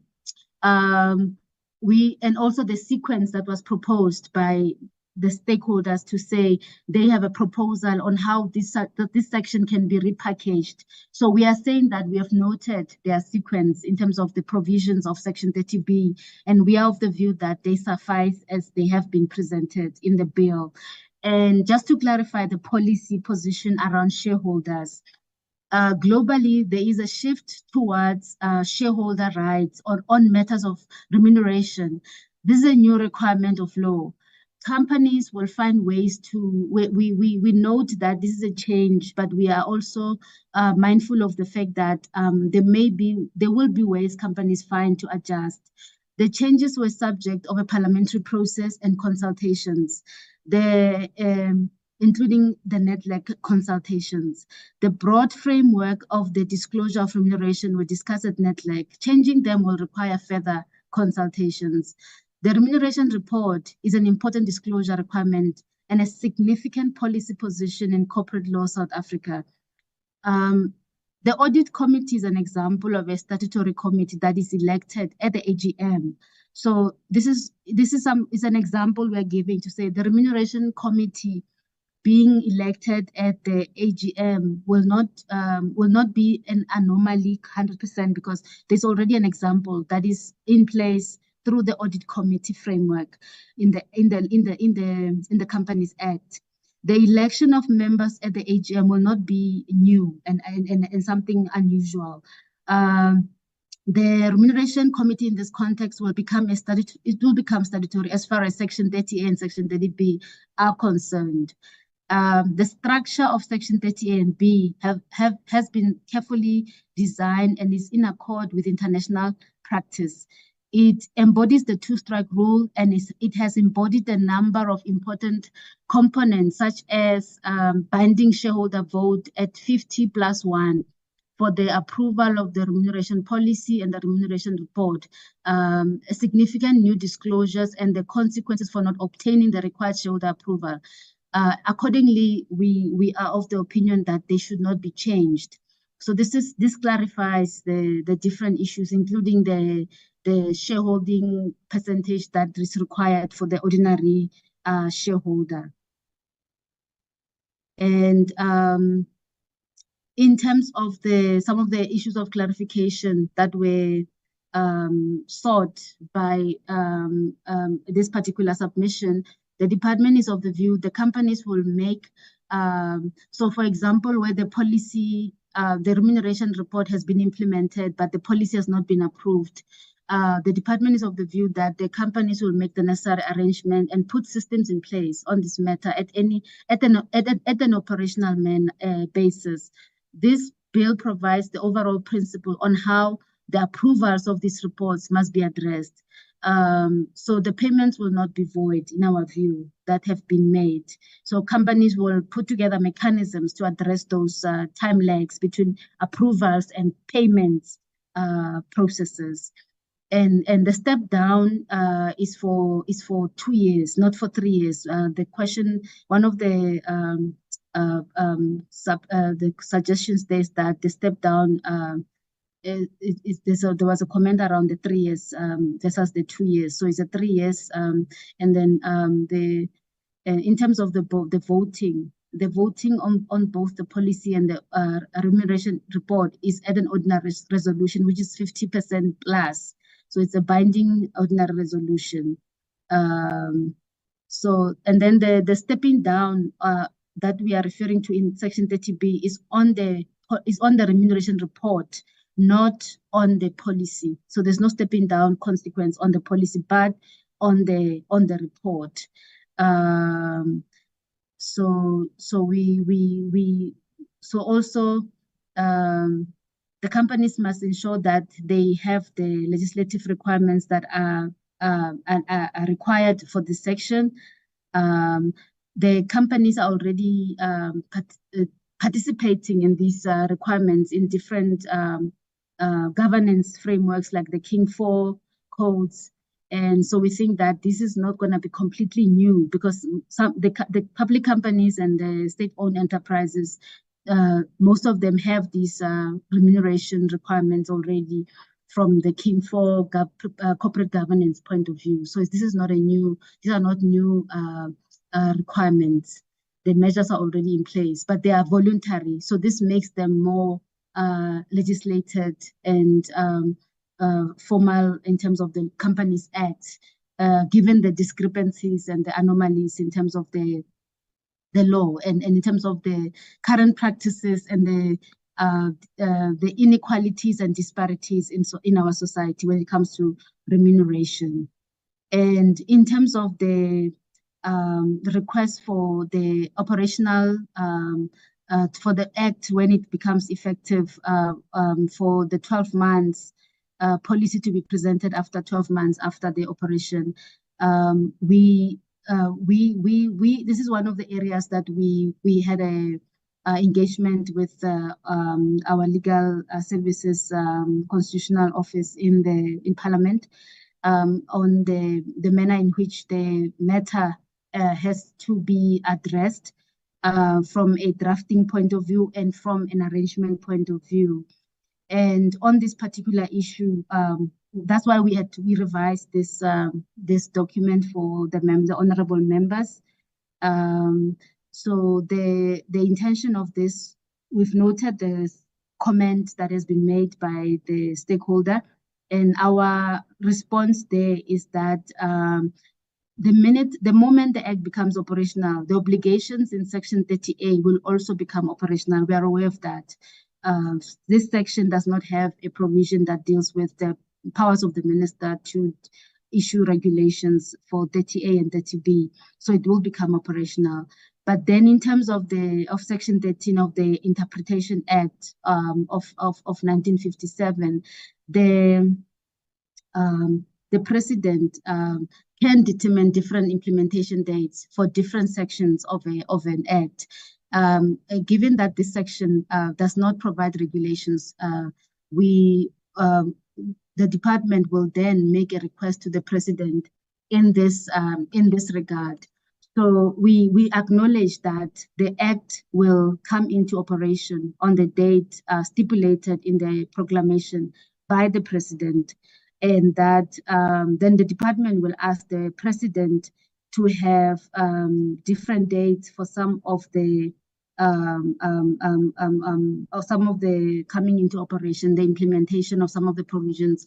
This does not address the regulations in terms of this section bringing forward the regulations that can be dealt with by the minister, but it will be more about the operational date of a particular section, and it's something that the department will look into when the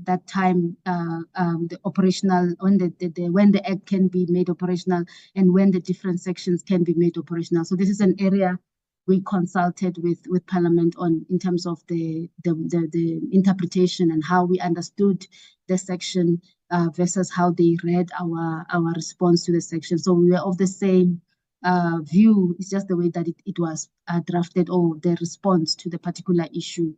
And in terms of the policy, we are saying that the previous policy will remain in force if the new policy is not approved. And we are of the view the amendment does not have to be included in the bill, where we say the previous policy will remain in force. We don't have to say it explicitly like that. So we note that it will remain in force as a policy position. And in terms of the definition of employee, it is in terms of the Labor Relations Act, and we hold the view that it should not be amended in the Companies Act, responding to the suggestion that we should say it is in terms of the Labor Relations Act, provided that such an employee is a permanently full-time. So we don't have to change the labor relations definitions in this Companies Act. And on the compelling of shareholders to respond in a particular way or to give reasons, we hold the view that it is not practical nor effective to compel shareholders to disclose their concerns in the legislation, and it may also cause other unintended consequences.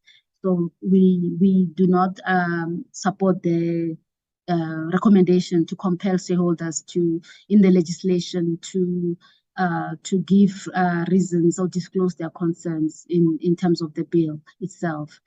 And for the other concerns that were raised regarding the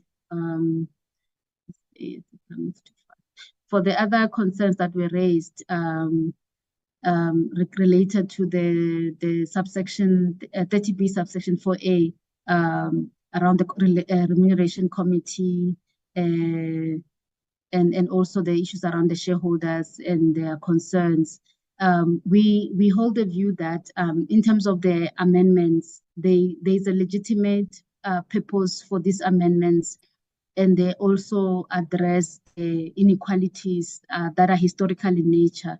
And we hold the view that they should be the amendment should be retained. And we also hold the view that, as we don't think they are disruptive, we think that they may transform the manner in which remunerations are addressed in our context in South Africa, and also the fact that other countries are also moving towards these types of disclosures. And on the binding vote, we submit that globally there are examples of jurisdictions where voting on remuneration reports are made and there are consequences to directors. Australia is one of those countries. And then given that there are inequalities in South Africa of this massive nature, it is critical that the voting by shareholders be binding. We also don't agree that the pay gap ratio should be voluntary. We think that the pay gap should not be voluntary, and that the current non-binding measures by other authorities have not worked, or if they have not had significant impact in changing the manner in which remuneration disparities are addressed in the South African context. It is important that concerted efforts are made to transform incoming inequalities in South Africa. So the department, therefore, does not agree with the submission regarding the binding vote, that it should not be binding, and that we agree that the structure adopted in Section 30A and 30B is in line with the two-strike approach, and also in terms of what is provided for in Australia. And as an example of a country that is looking at remuneration disclosure. So we think that we should retain those provisions as we have them in Section 30A and 30B. And yeah, so I will not repeat the rationale around the policy. And so the policy remains the one that I just outlined.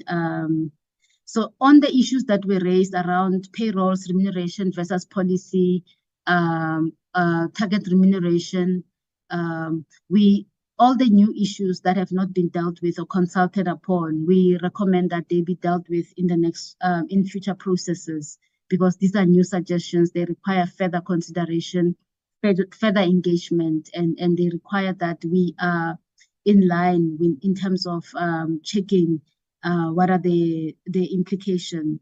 So some of the proposed new amendments or some of the suggestions we will require further processing, further consideration. So in terms of the suggestion that there should be an implementation report and the compelling of shareholders, we hold a similar view as we did above there, to say that we note that the suggestion about the implementation report, but we think that what we have in the bill is still sufficient, because the remuneration report includes the implementation report and other sub documents that will go with it. So we don't see that we should change that. And we also don't support the compelling of shareholders to give reasons for concerns that they have. On the rotation requirements or MOP suggestion of a new Doc? Yes, Chair. I suspect because I'm just looking at where you are now against the remaining slides. You have 72 slides. So I suspect what we might have to do is to pause now and continue next week, and then immediately after you have completed what we can then do, then we then do the deliberations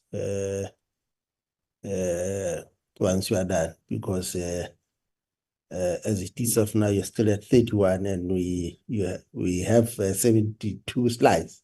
Am I correct? Chair, I'm thinking what I can do, I can move a bit faster, and there are these sections where I think advocates spoke to some of them. There are new areas. It's like there's some pages that are I didn't count them. There are some pages that are talking to new. Let me quickly go there. Let me mark 31. Let me show you.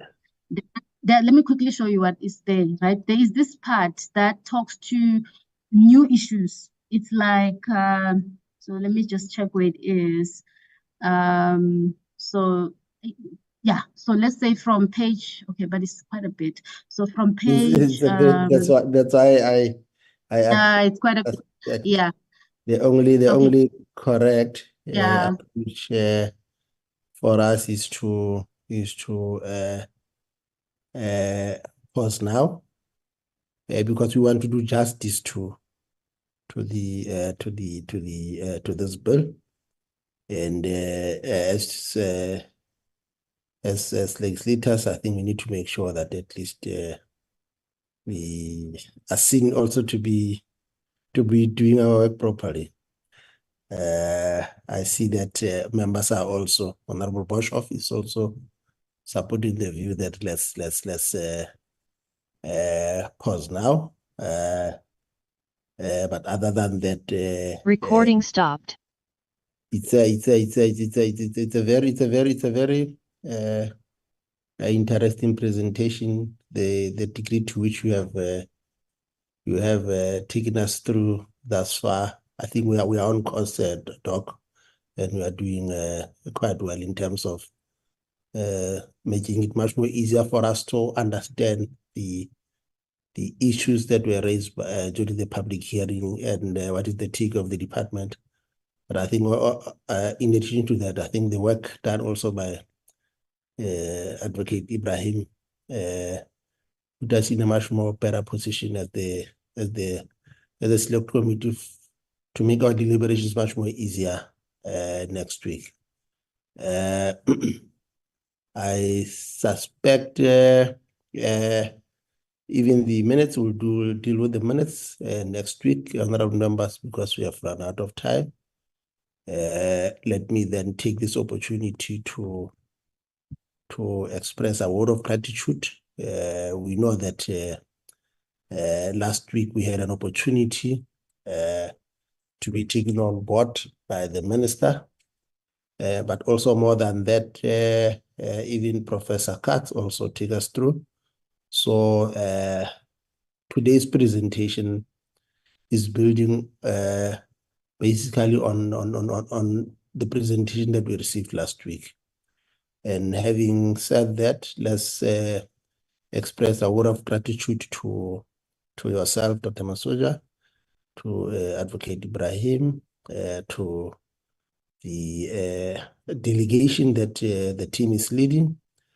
And let's also take this opportunity to express a lot of gratitude to the members, the committee staff, and also the parliamentary channel and the PMG and our public at large. So therefore, the meeting is adjourned until next week. Thank you, honorable members. Thank you, Chairman. Thanks, Bishori.